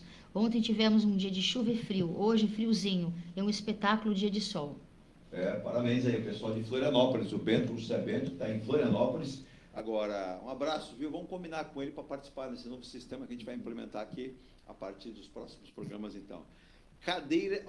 Vamos lá, Maurício. A manchete do Estadão aqui, Cadeira elétrica da Petrobras faz mais uma vítima. É hora de um debate sério sobre uma possível privatização da Petrobras, porque em 3 anos, bem lembrado pelo Estadão, é o 6º presidente que vai assumir, e mais, o João Paulo Prats fez um desabafo, ele disse que ele foi demitido na presença regozijada de Rui Costa e Silveira. Então, o clima também não está nada bom, né? Exatamente. Essa disputa entre o ministro e o presidente da Petrobras, o quase ex-presidente agora, né, já estava colocada desde janeiro, né, já vinha sendo colocada de maneira bastante forte. Essa discussão da Petrobras, a gente comentou alguma coisa nessa linha durante o programa, ela passa muito por a questão de um país capitalista ter uma empresa, ou ser controlador de uma empresa, que é uma empresa do setor privado, fundamentalmente do setor privado. Eu não estou falando de uma empresa que tenha por sua natureza, alguma possibilidade de falar assim, faz sentido essa empresa ser puramente estatal. Né? Então, você pode discutir, não estou falando que é pacífico, pode discutir, por exemplo, para falar da Caixa Econômica, que é um banco que tem uma atuação social muito forte, foi criado para isso, tem uma atuação social muito forte. Desempenha bem essa função. Desempenha bem a função e que faz sentido ela ser... Tem gente que acha que não tem que ter banco nenhum para o setor, mas eu diria assim que é mais... Deve. No meu ponto de vista, você pode, nesse setor, você pode admitir um banco 100% público, até por conta das carências sociais brasileiras e tal. Agora, no caso você precisa de uma ter empresa... um controle disso também, né, Maurício? Exatamente. Se você pôr na iniciativa privada, você vai perder o controle. E também porque tem muito tipo de investimento que o banco público faz, mas que o banco privado não faz. Até porque a prática de juros da iniciativa privada ela já é mais alta. Exatamente. Então, assim, tem uma política de governo que você pode associar com isso. No caso de uma petrolífera, eu particularmente já vejo mais difícil você justificar. Por quê? Porque você fica hora no papel, hora no outro papel, como se fosse com um pé em cada canoa. E aí fica uma situação complicada. E essa situação da Petrobras, ela independe do governo. Porque no governo Bolsonaro, que é um governo sabidamente, era um governo de direita, ele também trocou um monte de vezes. O Lula já está, acho que, no 2º ou 3º da Petrobras.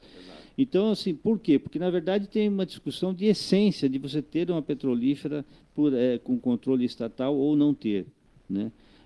Então, e que não tem a ver com a eficiência dessa empresa, porque eu acredito que ela seja eficiente. Eu acredito na empresa em si. Agora, essa discussão ela não vai acabar tão cedo. Então, basicamente, eu acho que é isso. Tem uma questão de discussão da essência, da necessidade de ter o controle estatal ou não. E, para fechar, Marcos, vários analistas do mercado dizem o seguinte, que a demissão do Jean Paul Prats, era o presidente da Petrobras, é simplesmente uma cortina de fumaça, porque investimentos bilionários em gasodutos e navios estavam programados. E o governo não quer que esses investimentos sejam feitos, né, visando aí, talvez, uma manutenção do que a empresa tem em recursos, valorizando ações. Então, há uma corrente que diz isso e outra corrente não. Então, seriam investimentos bilionários para gasodutos e navios. Eu tenho uma coisa só que eu acho que a gente precisa lembrar, Eduardo. Pois não. Todos presenciam, né? Não só o político, mas a própria população brasileira. Nós não temos ainda, né, o accountability necessário né, de responsabilidade com o outro para assumir uma certa cargo e até mesmo direcionar uma indicação sem ter qualquer viés. Então, quando você montou, falando das estatais, foi criado uma legislação própria que foi promulgada, deliberada, para que seguisse ali um direcionamento, é aquilo que tem que ser respeitado. Por exemplo, a nossa Constituição ela é rasgada todo dia. Aquilo ali direciona, apesar da nossa Constituição, ela precisa de imediato algumas modernizações, é óbvio, mas assim, ela é rasgada todo dia, né? Com jabuticabas que são criadas, com teses e tudo mais. E assim passa. Nós temos as agências reguladoras. Para que servem essas agências reguladoras, Maurício? Deveriam servir para regular. Exato. Então, quando se fala que eu preciso indicar uma pessoa de cargo de confiança num setor estatal ou tudo mais, isso é tudo mentira. Porque as agências reguladoras fazem esse papel. E deveriam ter esse protagonismo de regular, né? Regular no sentido de você não deixar criar cartéis, você não deixar criar um monopólio ou oligopólio de um certo segmento, que é de extremamente importante para a economia, para o país não ficar refém de uma certa empresa. Sim. Né? Estratégico, né? E são algumas situações estratégicas, por exemplo, a proteína animal, né? Que é uma proteína que é uma estratégia que precisa ser controlada. Agora, se nós não conseguirmos dar andamento na legislação que já existe, nós vamos ficar criando jabuticabas a cada momento que tenha uma necessidade, nós vamos ficar assim, patinando nas discussões. Né? Isso é para a reflexão de todos nós. Bom, Marcos Muniz, empresário, obrigado mais uma vez pela participação, discutindo ideias, levando informações. O Paulo também, que é do Rio Grande do Sul, mandando abraço. Ô, Paulo, você só não disse de onde é. Você disse que foi contactado aí justamente pelo Wellington, mandando um abraço para ele, para que participasse. Falamos muito aí, vamos falar muito também. E só lembrando, né, nós fazemos parte da rede MaxCast aí, e as emissoras do Rio Grande do Sul também fazendo parte. Nós aqui também, levando informações para vocês e de todas as situações que nós vamos capitanear através disso aqui, de várias entidades aqui da Baixada Santista. Nossa solidariedade a vocês aí do Rio Grande do Sul e que Deus ajude vocês, também as autoridades. Marcos, um abraço para você, obrigado. Ótima quarta-feira. O Marcos está aí com um mapa aí na frente, né, para verificar as necessidades. E eu não tenho mais tempo, mas eu vi um projeto de um professor da UBRA, viu, Maurício Marcos, e aí o Marcos, que fala do Saturnino de Brito, ele, há 25 anos atrás, disse que Porto Alegre tinha que ter um canal beirando a margem do porto, um canal específico, todo um trabalho que seria justamente para dar tempo e drenar a água, e numa necessidade dessa, esse canal funcionaria diferente, né? Jogando água. Sabe que foi feito com um projeto? Ninguém sabe onde está. E ele foi ressuscitado agora por várias entidades do Rio Grande do Sul. Incompetência pura. Marcos, um abraço. Agradeço, Eduardo, doutor Maurício, que me deu uma aula de economia, apesar de não ser o tio Patinhas, mas já agregou. É prestar atenção e aprender, né? Por fazer o convite e fazer aqui sempre o seu melhor, né, Virgínia? E ela vai trabalhar mais, viu? Que em breve nós vamos estar com um novo sistema de E faço outro pedido, não esqueça daquele especial do menudo, hein? Vamos pensar. E aí fica a pergunta, né? Afinal, eu fiquei quietinho aqui, doutor Roberto, o senhor mandou, mas eu fiquei quieto. Ele fez a pergunta para o Maurício Franco, dizendo o seguinte: se vale a pena continuar investindo em ações da Petrobras? Vale. Vale, eu acho que eu tenho, inclusive, eu acho que vale. Porque aquela... Sempre vale, né, Maurício? O doutor Roberto, aí sempre um prazer contar com a participação dele no programa, mas vale sim. Como eu disse antes, você colocar em perspectiva, especialmente no que é renda variável, você não pode esperar o resultado em 2 meses, 3 meses. Tal. É coisa para anos. Né? Aí me lembra um costume que os americanos têm, que quando o moleque nasce, tem muita gente lá que faz isso, em vez de ele fazer uma previdência privada, alguma coisa assim, ele monta uma carteira de ações para a criança. E aí, para que fala, depois, quando a criança cresce e entra no mercado de trabalho e tal, ele continua administrando aquela carteira. Por quê? Porque é uma visão de longo prazo, sempre uma visão de longo prazo. Eu acredito no país, eu acredito na economia do país, E a Petrobras, apesar das vicissitudes da Petrobras, como a gente discutiu bastante aqui hoje, eu acho que ela é uma empresa sólida, uma empresa de futuro. Né? E aí eu queria também agradecer mais uma vez o convite, o Edu. Eu que agradeço a E presença. a Virgínia também. E o Marcos, a gente aprende é um muito. prazer estar com o Marcos aqui sempre, porque é importante esse lado do empresário, esse lado de quem, como eu disse, de quem arrisca, de quem aposta, mas de quem não é arriscar e aposta no sentido ruim da palavra, ao contrário, no sentido de quem acredita no país, de quem está disposto a acordar todo dia de manhã para fazer isso aqui um país melhor, não só para o seu empregos e receita. Gerar empregos e receita. Isso é muito importante. Eu acho que a gente vai crescer quando a gente entender mais isso, entender as nossas diferenças, inclusive, né? As diferenças que a gente tem de pensamento e que é normal que tem. A questão é ter a diferença e discutir para crescer e não para um destruir o outro. É isso mesmo. É uma honra sempre receber o Maurício Franco também, gestor em finanças. E lembrando, né, o doutor Roberto tinha colocado o que eu não falei, a grandiosa ajuda do governo Joe Biden, né, presidente dos Estados Unidos, anunciou ontem que está enviando $100 mil, né, para o Brasil. Só vou dar uma notícia aqui para o presidente Joe Biden. O senhor empatou com a banda Metallica. O Metallica mandou $100 mil. A diferença é que o Metallica está mandando o seu avião, ou na verdade 2, 3 aviões do Metallica, com doações que eles estão arrecadando lá. Então a banda Metallica tem mais poder que o Joe Biden. Está mandando mais. O presidente Joe Biden, disse que estava sensibilizado e quase não conseguiu dormir depois da tragédia do Rio Grande do Sul. Comovido, né, Marcos? Eu estou comovido com isso. Eu é que não vou dormir. Virgínia, vamos embora. Desliga a chavinha do painel do Porto. E o painel do Porto tem uma ideia, eu vou precisar da ajuda do Marcos, viu? Fazer alguns debates com empresários do setor de logística, dessa área portuária, para a gente poder mostrar aí para os nossos ministros e para o nosso governo que saída tem. Eles precisam entender que precisa colocar na prática as saídas e os investimentos tão necessários para um setor fundamental, que é o setor portuário e o setor logístico do Brasil. Só dessa forma a gente vai caminhar para trazer mais recursos e um país cada vez mais capacitado. Tchau, Virgínia. Até amanhã.